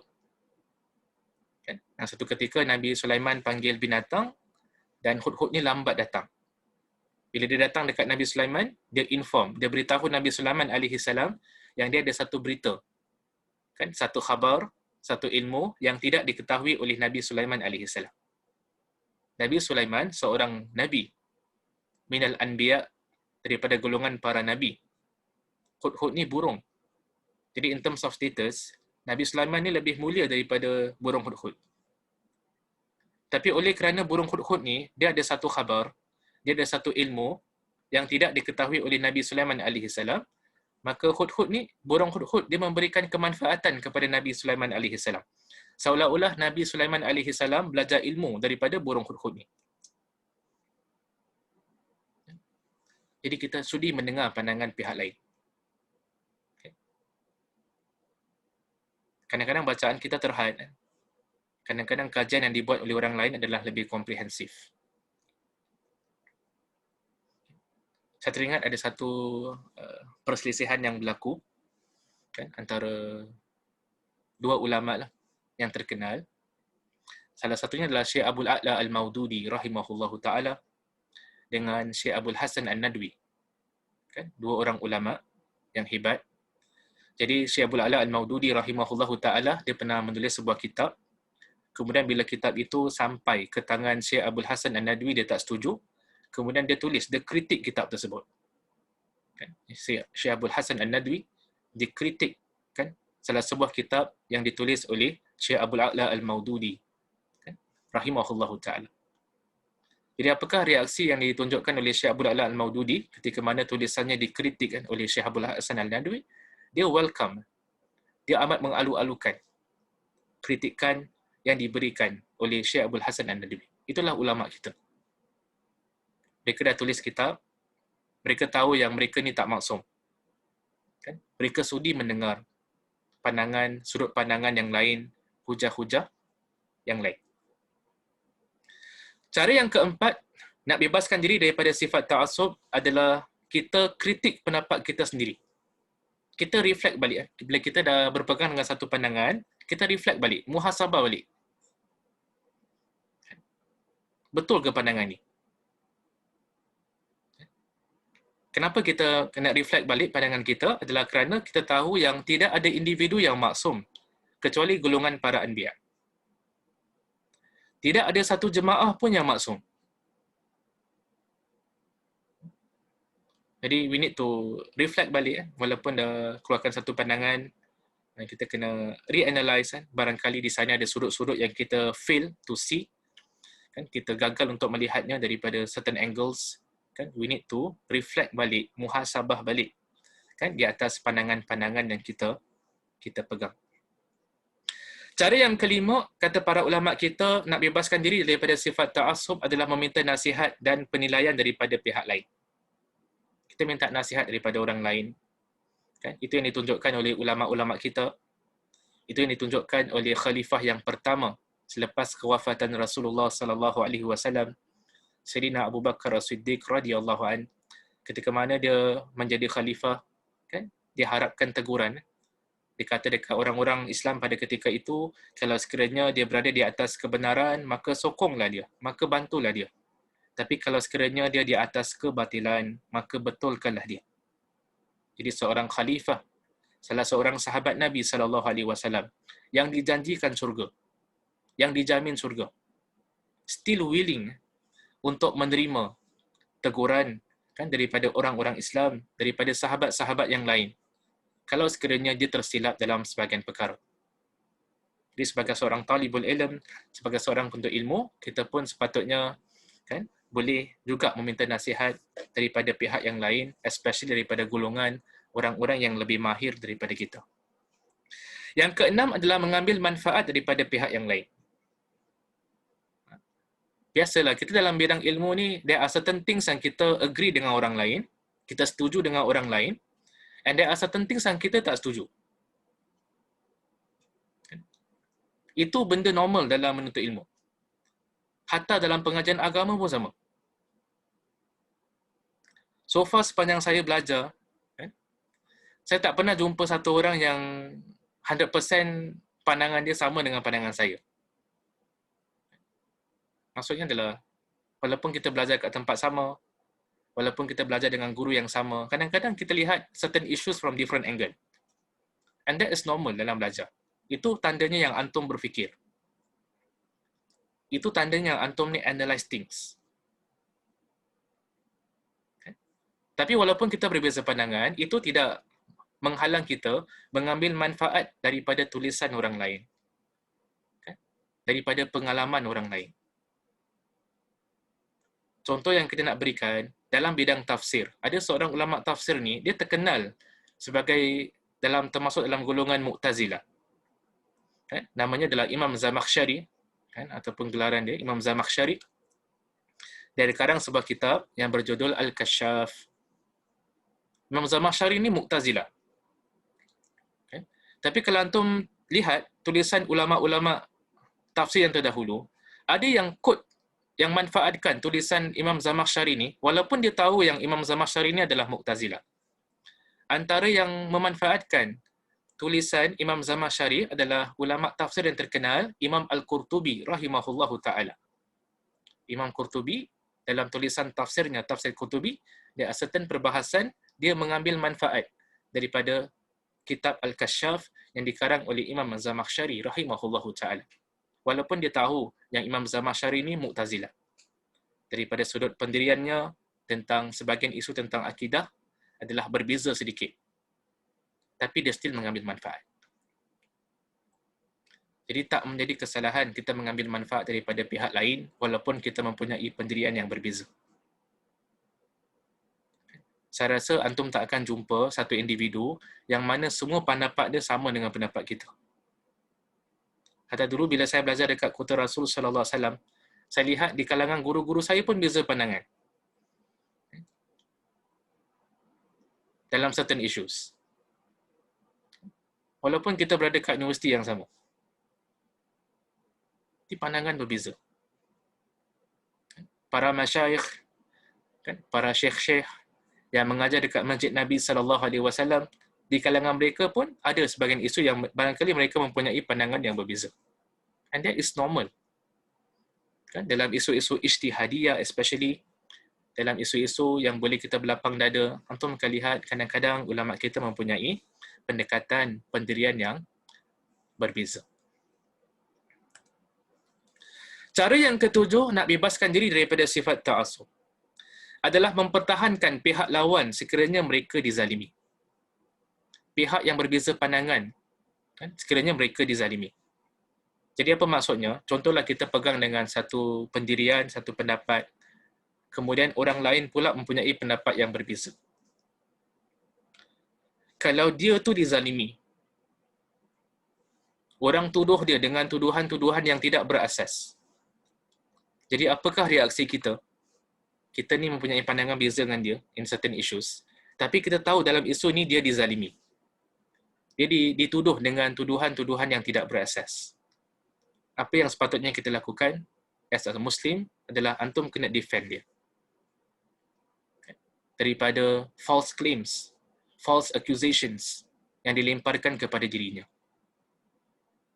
Walaupun antum berbeza pandangan dengan dia dalam sebagai isu. Dan itu yang ditunjukkan oleh para ulama kita yang hebat-hebat. Saya bagi contohlah antara ulama Syria yang terkenal yang tadi saya sebut, Syekh Ramadan Al-Buti rahimahullahu taala. Kan? Antum kalau baca kitab-kitab Syekh Ramadan Al-Buti rahimahullahu taala, kita akan dapati ada sebahagian isu yang Syekh Ramadan Buti tak setuju dengan sebahagian imam. Contoh, ada sebahagian isu yang Syekh Ramadan Buti tak sependapat dengan pandangan Ibn Taymiyah rahimahullahu taala.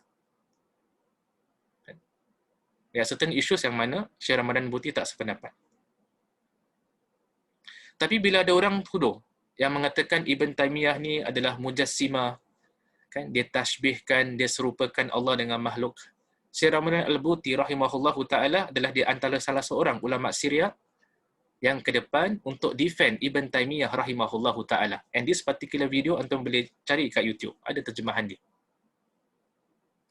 Yang mana Syekh Ramadan Al-Buti mengatakan dia cuba bilik-bilik kitab Ibn Taymiyah. Dia tak dapat satu evidence yang menunjukkan yang Ibn Taymiyah ni merupakan seorang mujassimah. Dia tak nampak satu dalil yang mengatakan yang Ibn Taymiyah ni menyerupakan Allah dengan makhluk. Walaupun beza pandangan, dia tetap defend. Allah Subhanahu wa taala ajarkan kita untuk menegakkan keadilan. Baik dengan orang-orang yang kita bersependapat ataupun orang-orang yang kita tidak bersependapat. Islam tu dibina di atas salah satu ciri yang penting, ciri keadilan. Sifat keadilan. And it's not easy. It's not easy orang yang mana antum beza pandangan, antum nak defend dia. It's not easy. Barangkali banyak orang bila dia dah tak setuju dengan seseorang tu, macam kalau anyone lemparkan tuduhan yang tak berasas kepada dirinya, barangkali ada yang rasa happy. Padan muka dia. Barangkali lah. Tapi kalau orang tu benar-benar beriman pada Allah Subhanahu wa taala, dia tak akan redha melihat kezaliman kat depan dia. Walaupun orang tersebut mempunyai pandangan yang berbeza, dia akan defend orang tu. Dia akan pertahankan orang tersebut. Dan mempertahankan marwah, kata para ulama, sebagian di kalangan ulama, adalah termasuk dalam salah satu maqasid syariah. Salah satu objektif, matlamat daripada syariat adalah memelihara marwah seseorang. Langkah yang terakhir yang saya nak kongsikan pada malam ini adalah memberikan pujian meskipun berbeza pandangan. Kita beza pandangan sikit dalam sebahagian isu. Tapi boleh tak kita puji orang yang kita beza pandangan itu? Boleh. Saya nak bagi satu contoh. Contohnya berada pada slide yang berikutnya. Ini merupakan nukilan yang saya ambil daripada sebuah kitab. Nama kitabnya adalah Al-Ghina wal Ma'azif. Lam al-Mu'asir wa hukumuhuma fil Islam. Ini adalah sebuah kitab, sebuah tesis peringkat master berkaitan dengan hukum muzik. Hukum menggunakan alat muzik. This is a thesis peringkat master dibuat dekat negeri Arab. So dia student, postgraduate student, dia tulis thesis ni. Jadi bila dia dah habis tulis thesis ni, dia nak publish thesis ni, dia minta kata-kata aluan daripada sebahagian ulama'-ulama' yang muktabar dalam bidang fikih. Dan salah satu ulama' yang dia minta adalah daripada Syekh Wahbah Az-Zuhaili rahimahullahu ta'ala. Syekh Wahbah Az-Zuhaili, kalau kita baca tulisan dia, dia mempunyai pandangan yang berbeza dengan this particular author berkaitan dengan muzik, penggunaan alat muzik. Tapi walaupun Syekh Wahbah Az-Zuhaili, dia ada pandangan yang berbeza dengan this particular master student, tapi dia tetap tulis kata-kata aluan. Dan dalam salah sebuah perenggan, kata Syekh Wahbah Az-Zuhaili, dia kata barangkali yang paling afdal dalam kitab ini adalah Muqaddimah yang menyentuh mengenai tulisan-tulisan yang lama dan baru mengenai tajuk ini, di mana beliau memuatkan 154 tulisan yang berkaitan dengan hukum nyanyian, muzik dan alat muzik. So even though Syekh Wahbah Az-Zuhaili rahimahullahu ta'ala, dia mempunyai pendirian yang berbeza sedikit dengan this particular author tentang penggunaan alat muzik, tapi dia tetap memuji this particular researcher, pengkaji ni, yang dia bertungkus lumus untuk rujuk kepada 154 references, 154 bahan rujukan untuk hasilkan that particular master thesis yang ada kaitan dengan hukum nyanyian, muzik dan alat muzik. They acknowledge tentang kelebihan of this particular researcher. Walaupun in terms of dia punya natijah, dia beza pandangan. Sekali-sekali lagi saya rasalah, it's not easy to do this. Orang yang antum beza pandangan, antum nak puji dia. It's not everyone, tak semua orang boleh buat benda ni. Hanya orang-orang yang Allah Subhanahu Wa Taala tanamkan dalam hatinya, dalam dirinya, sifat keadilan saja yang boleh buat benda ni. Jadi itu merupakan di antara 8 langkah kan yang boleh diambil untuk membebaskan diri daripada sifat ta'assub. Jadi saya nak simpulkan sebelum saya lihat kepada sebahagian di kalangan soalan-soalan antum. Jadi sebagai kesimpulan pada hari ini kita sentuh tentang sifat ta'assub. Dan ta'assub yang kita masukkan adalah mengikut sesuatu secara membuta-tuli. Kan? Dan tidak sudi menerima berdialog dengan pihak yang mempunyai pandangan yang berbeza. Dan ciri-ciri ta'assub sebagaimana kita sebutkan tadi adalah bila antum impose, antum mewajibkan pandangan antum orang ikut. Kita menuduh pihak lain sebagai melakukan kemaksiatan kalau dia beza pandangan dengan kita, kita merendahkan pihak yang lain. Kita tidak berikan peluang kepada diri kita untuk berdialog dengan pihak yang lain. Kita tidak beri ruang untuk mengkritik pendapat kita sendiri. Kan? Kita merasakan diri kita langsung tidak boleh tersilap. Orang lain semua salah, kita je yang betul. Takut-takut bila seorang talibul ilm, seorang penuntut ilmu ada ciri-ciri macam gini, takut-takut dia berada kan dalam perangkap ta'assub. Yang dia perlu bebaskan dirinya daripada sifat ta'assub ini. Jadi itu merupakan di antara beberapa poin yang penting yang ingin saya kongsi dengan antum tentang topik hari ini. Saya nak cuba lihat kepada sebahagian di kalangan soalan-soalan antum. Kalau saya ada jawapan dia, saya akan cuba jawab. Kalau saya tak ada jawapan dia, jawapan saya adalah wallahu ta'ala alam. Kita akan lihat sebahagian di kalangan soalan antum.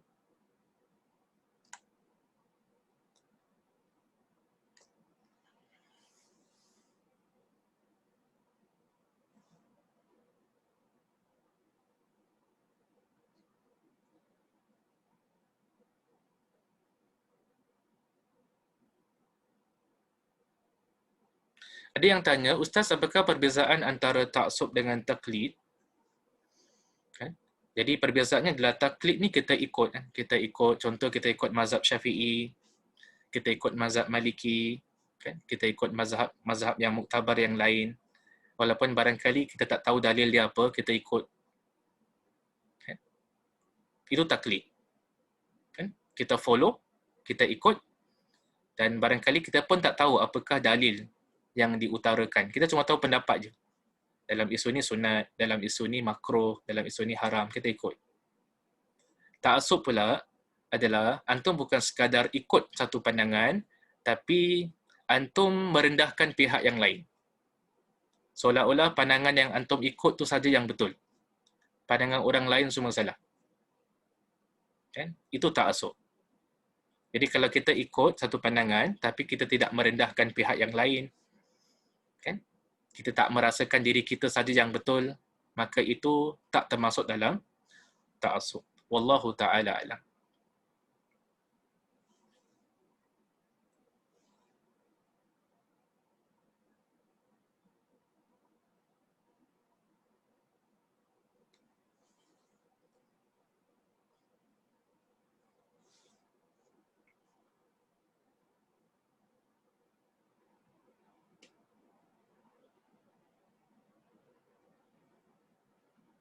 Ada yang tanya, Ustaz, macam mana kita nak tahu bila kita boleh pindah ke mazhab lain disebabkan ada kelonggaran? Kan? Jadi wallahu ta'ala alam, ini dalam masalah fikir lah. Dan wallahu ta'ala alam, ini perlulah kita rujukkan kepada golongan yang ahli. Dalam bab yang dalam suasana yang macam mana kita boleh berpindah kepada mazhab yang lain. Cuma saya nak kongsi dengan antum adalah kalau seseorang talibul ilm, penuntut ilmu, dia berpindah kepada mazhab yang lain dalam sebahagian isu yang tertentu kerana dia rasakan that particular pandangan adalah lebih hampir kepada kebenaran, kan? Berdasarkan penerangan yang diberikan oleh guru-gurunya yang bertauliah, itu dibenarkan. Ataupun kalau dia berpegang dengan pandangan mazhab yang lain disebabkan ada masyaqqah, ada kesukaran berpegang dengan satu pandangan, kan? Maka boleh berpindah kepada pandangan mazhab yang lain. Dan sebaiknya kalau nak pindah kepada mazhab yang lain dalam sebagai selected issues, perlulah kita rujuk kan kepada golongan yang mempunyai kemahiran, kan, dalam bab tersebut, especially dalam bidang fikih. Kalau sekiranya lah kita maksudkan dalam mazhab fikih, perlulah rujuk kepada golongan yang berpengalaman dan golongan yang berilmu, kan, sebelum kita berpindah kepada sesuatu pandangan yang lain.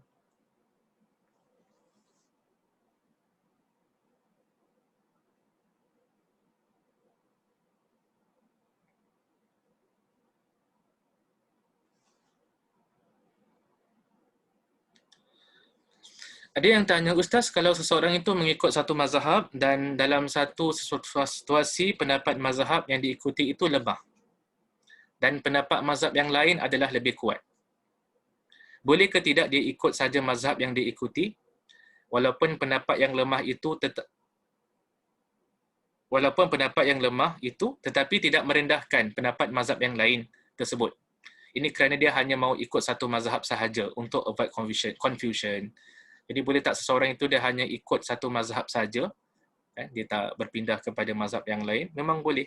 Mana-mana mazhab yang muktabar yang kita ikut, kan? Mazhab Syafi'i ke atau mazhab Maliki, mazhab Hanafi, mazhab Hanbali, kita ikut entirely apa yang ada kat dalam mazhab tersebut, kan? Untuk avoid kekeliruan adalah dibenarkan.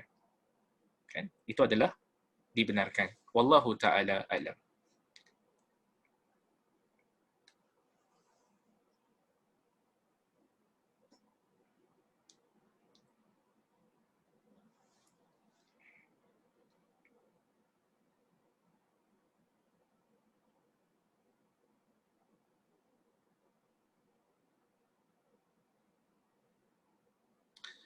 Ada yang tanya, Ustaz, ada tak kitab rujukan yang mudah untuk kita baca tentang khilaf dalam bab akidah yang Ustaz boleh sarankan?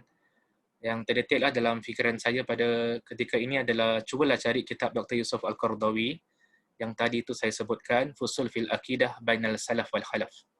Ada terjemahan dalam bahasa Malaysia, ada terjemahan dalam bahasa Indonesia. Dia tentang perbandingan, tentang selected issues yang ada kaitan tentang akidah salaf dengan khalaf yang dikarang oleh Dr. Yusuf Al-Qaradawi.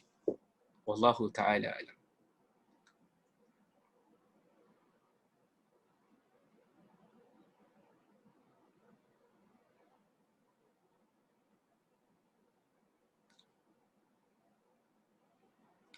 Ada yang tanya, Ustaz, apakah perbezaan antara berguru dengan satu guru dengan berguru dengan banyak guru? Oh, memang beza sangat.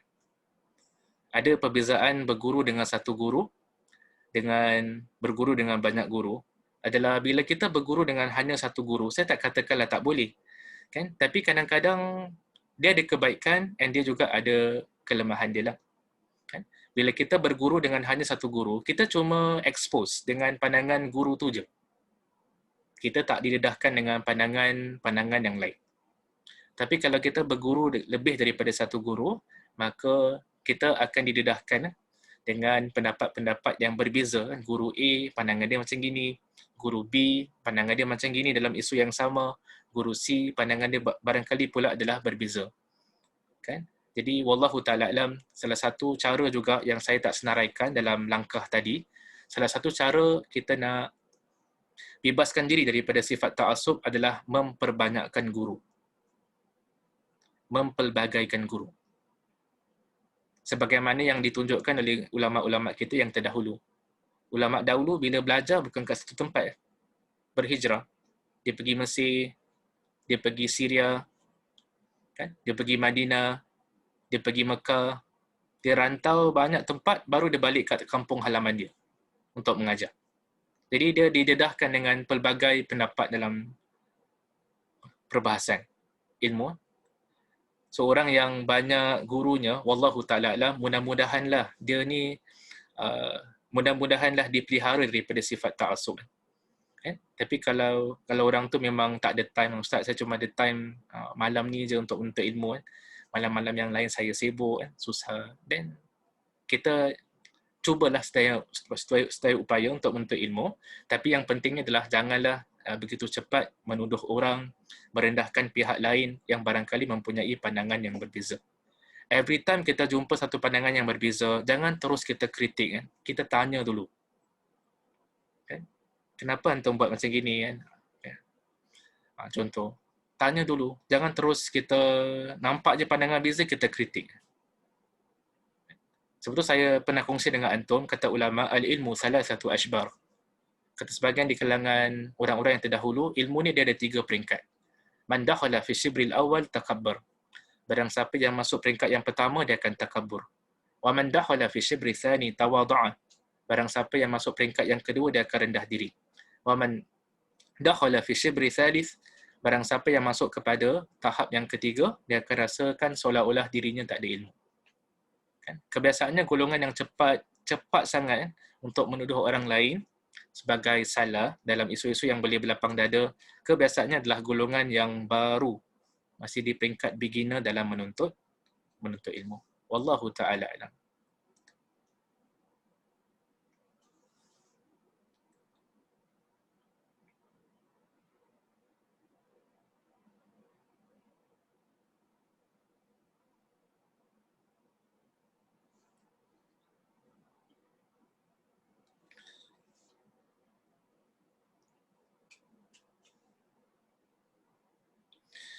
Ada yang tanya, Ustaz, apakah pandangan Ustaz jika seorang kata saya berpegang dengan Quran dan Sunnah bukan alim ulama dulu dan sekarang kerana para ulama bukan maksum? Oh, Masya Allah. Jadi berpegang dengan Quran dengan Sunnah tapi tak berpegang dengan alim ulama dulu dan tak berpegang juga dengan alim ulama sekarang. Kerana para ulama bukan maksum.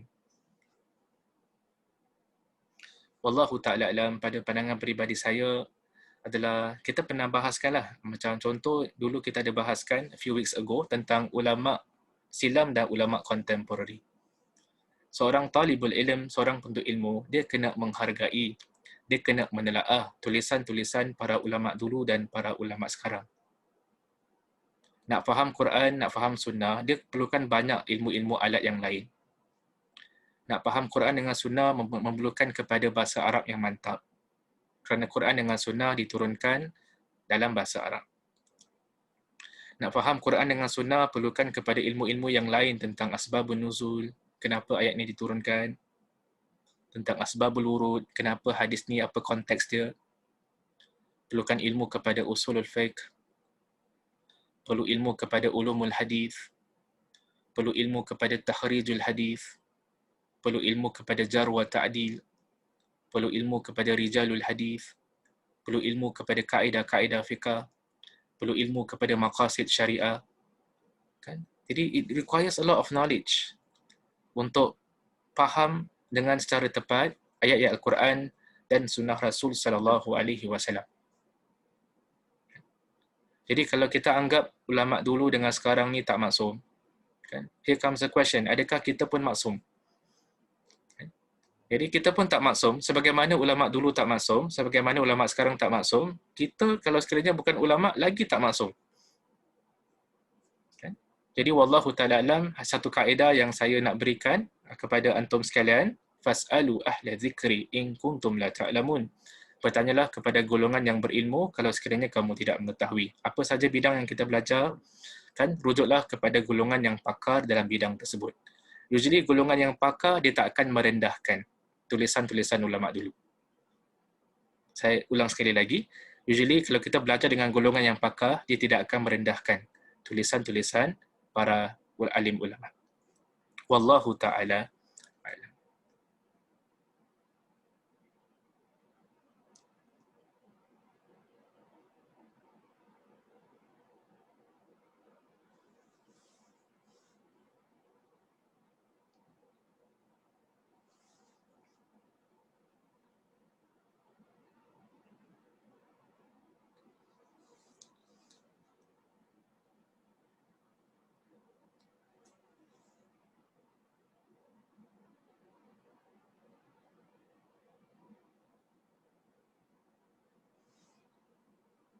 Ada yang bertanya, Ustaz, adakah mendengar hujah daripada pihak lain di sini bermakna pihak yang mahir dalam bidang itu? Sebab ada kalanya ada orang biasa juga menegur kita dan perlukah kita menerima teguran seseorang itu sebab takut ta'assub? Jadi tadi saya katakan kepada antum, kita ni dalam mencedok ilmu, kita cedok ilmu daripada golongan yang pakar. Itu yang the first. Habis Ustaz, kalau yang tegur kita ni bukan golongan yang pakar, dia golongan talibul ilm. Dia golongan pelajar juga macam kita.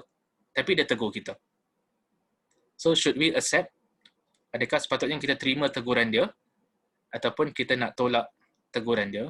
Kita analyse dulu. Apa yang dia kata tu. Betul ke tidak? To be able to analyse, kena buat research jugalah.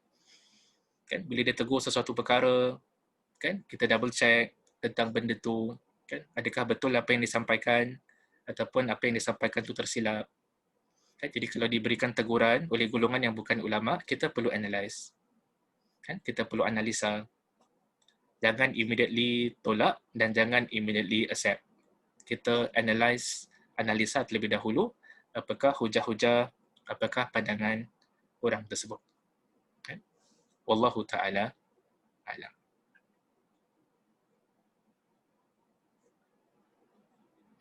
Ada yang tanya, Ustaz, adakah ta'assub ini termasuk penyakit hati?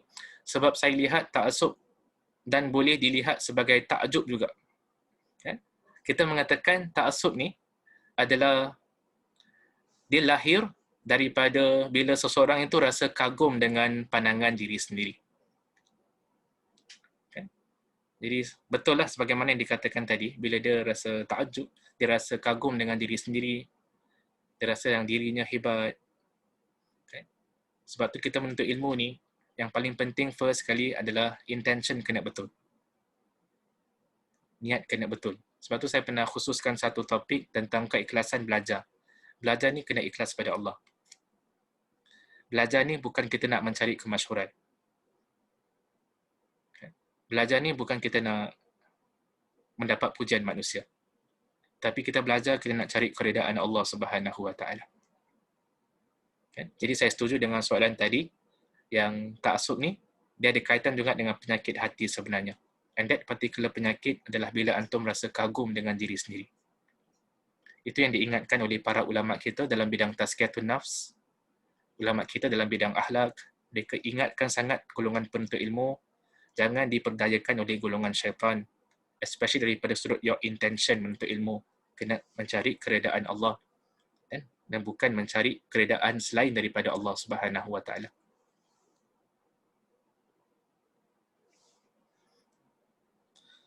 Ada soalan? Masya Allah. Apa pandangan Ustaz jika saya hanya ikut kuliah Ustaz saja? Oh, Masya Allah. Kan? Saranan saya, kalau antum boleh ikut asatizah yang lain pun bagus.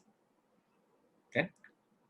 Especially dalam bidang-bidang kan, yang ada golongan asatizah yang lain yang lebih mahir. Saya secara peribadi lah, saya kalau tuntut ilmu, saya tak suka tuntut ilmu daripada satu orang je. kan, daripada pelbagai. Kerana saya lihat bila kita menuntut ilmu daripada pelbagai asatiza, pelbagai guru, dia widen our perspective. Dia luaskan lagi kita punya pemikiran kita. Kerana kadang-kadang guru kita ni A, contoh dia mahir dalam bidang ni. Guru kita B pula mahir dalam bidang lain. Guru kita C mahir dalam bidang yang lain. Kan? Jadi saya anjurkanlah antum lah.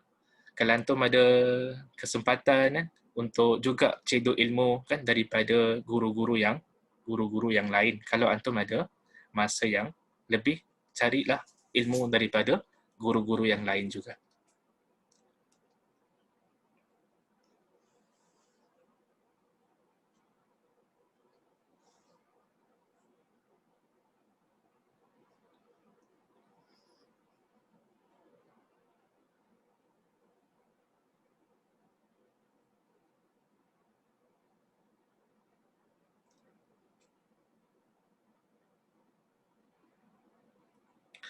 Ada yang tanya, Ustaz, adakah ta'assub yang terpuji? Kalau apa yang kita belajar ini adalah ta'assub yang terkeji. Okay? Because tadi yang awal-awal kita bila define ta'assub, yang kita maksudkan adalah bila seseorang itu pegang dengan sesuatu secara membetul-tuli and dia tidak ingin berdialog dengan orang lain. Dia tak sudi nak dengar sudut pandangan yang berbeza. Itu kita punya ta'arif lah ta'assub dalam pembentangan hari ini. Tapi kalau yang kita maksudkan ta'assub adalah kita berpegang dengan kuat terhadap satu pandangan, kan? Kita rasakan benda tu betul tanpa kita merendahkan pihak yang lain, kan? Kita pun willing to listen to other pihak, kan? Tapi kita strongly believe in one opinion, kan? Kalau itu yang kita maksudkan dengan kalimah ta'assub, berpegang teguh dengan satu pendapat yang kita yakini kebenarannya tanpa kita merendahkan orang lain, maka itu boleh. Kan? Contoh macam kita berpegang teguh dengan agama Islam. Kan? Agama Islam adalah agama yang betul. Tak ada agama yang diredai oleh Allah kecuali agama Islam. Kita yakini itu betul-betul. Kan? Maka itu tak termasuk dalam ta'assub yang terkeji. Tadi yang kita bahaskan lebih kepada sifat ta'assub yang bersifat terkeji. Wallahu ta'ala alam.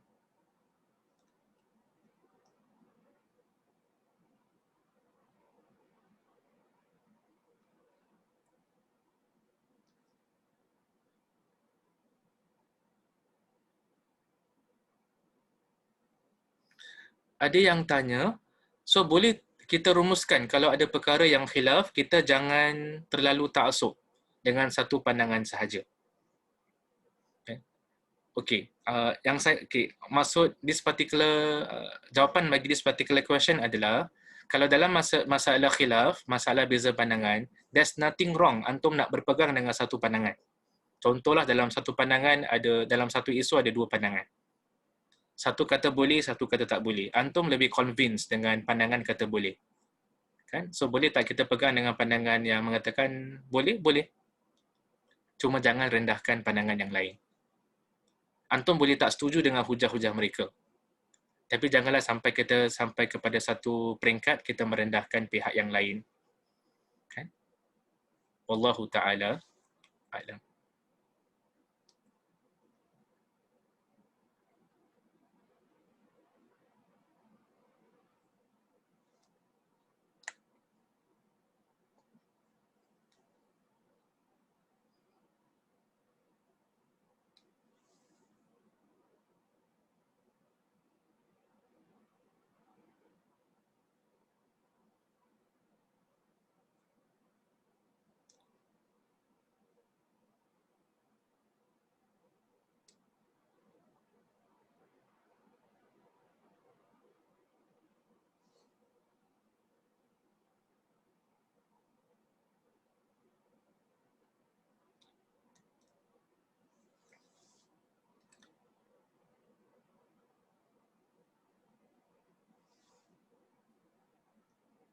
Ada yang tanya, Ustaz, adakah kemahiran asatiza Singapura kurang dipertimbangkan antara penuntut ilmu Singapura?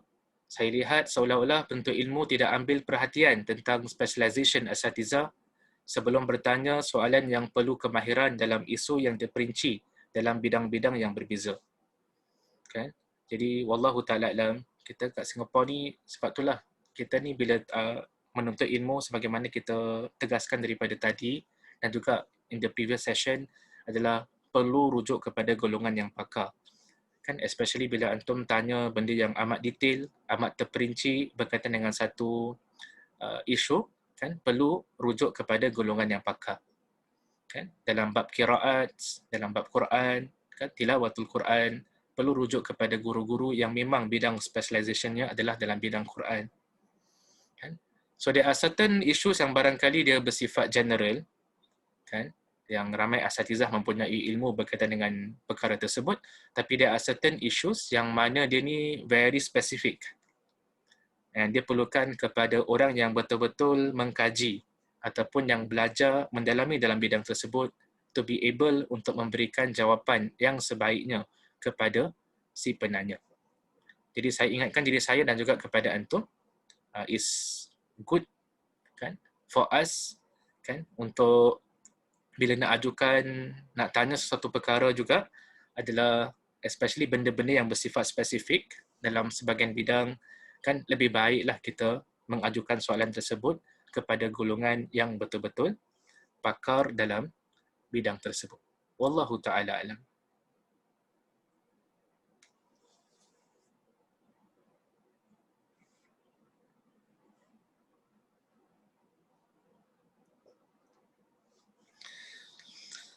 Okey, jadi saya rasa saya pada malam ini saya nak berpada setakat di situ sahaja. Saya minta maaflah kalau ada sebahagian soalan saya tak ada ilmu untuk menjawabnya ataupun saya 50-50, kan, tentang jawapannya. Jadi itu yang saya nak kongsi dengan antum pada malam ini. Semoga Allah Subhanahu Wa Taala pelihara diri kita daripada sifat ta'assub. Semoga Allah Subhanahu Wa Taala jadikan kita hamba-hamba yang ikhlas dalam menuntut ilmu. Semoga Allah Subhanahu Wa Taala pelihara kita daripada sifat-sifat yang tidak diredai oleh Allah Subhanahu Wa Taala. Menuntut ilmu adalah sesuatu yang baik, tapi kalau sekiranya intention salah, takut-takut boleh terjerumus ke dalam neraka Allah Subhanahu Wa Taala. Sebagaimana kita pernah kongsi hadis yang panjang berkaitan dengan sebahagian golongan yang akan dimasukkan ke dalam neraka Allah Subhanahu Wa Taala. Antaranya adalah golongan talibul ilm, golongan penuntut ilmu. Ketika mana ditanya oleh Allah Subhanahu Wa Taala, "Madza fa'alta?" Apa yang telah kamu lakukan kat dunia? Dia menjawab, "Talabtul ilma fika." Aku menuntut ilmu adalah untuk mencari, kan, keredaanmu.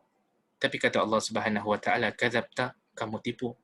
Kamu menuntut ilmu agar digelar sebagai seorang alim, agar digelar sebagai seorang yang bijak, pandai, maka telah diberikan pujian tersebut kepada kamu, lalu diseret masuk ke dalam neraka Allah Subhanahu Wa Taala. Jadi itu yang saya nak simpulkan. Sebelum saya undurkan diri, just ada sedikit peringatan. Okay. Kita punya next session insya-Allah pada minggu hadapan, pada 28 September, adalah berkaitan dengan mencedok ilmu daripada internet.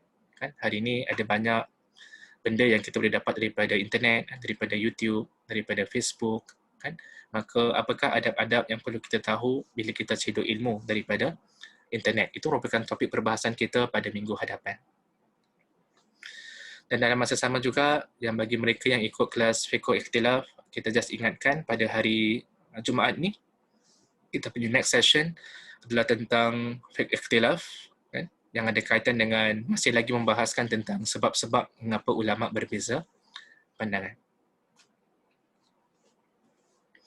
Last but not least, kan, juga kita nak ingatkan, kalau sekiranya ada yang ada kelapangan pada bulan Oktober nanti, pada pertengahan bulan Oktober, kita akan adakan satu majlis ilmu yang dipanggil sebagai siri fatwa mufti dan mustafti, kan? Ada banyak modul ataupun ada banyak subjek yang kita nak kupaskan.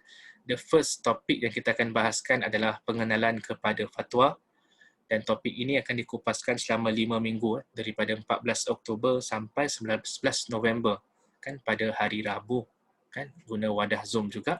Kalau ada yang berminat, bolehlah, kan, daftarkan diri antum di URL ataupun QR code yang tertera dekat poster. Saya berpada setakat di sini. Kalau sekiranya ada kebenaran dalam apa yang saya sampaikan, itu datang daripada Allah Subhanahu wa taala. Kalau sekiranya ada kesilapan dalam apa yang saya sampaikan, maka itu datang daripada diri saya sendiri. Saya minta ampun kepada Allah Subhanahu wa taala dan saya bertaubat kepada Allah Subhanahu wa taala. Kita tutup dengan tasbih kafarah.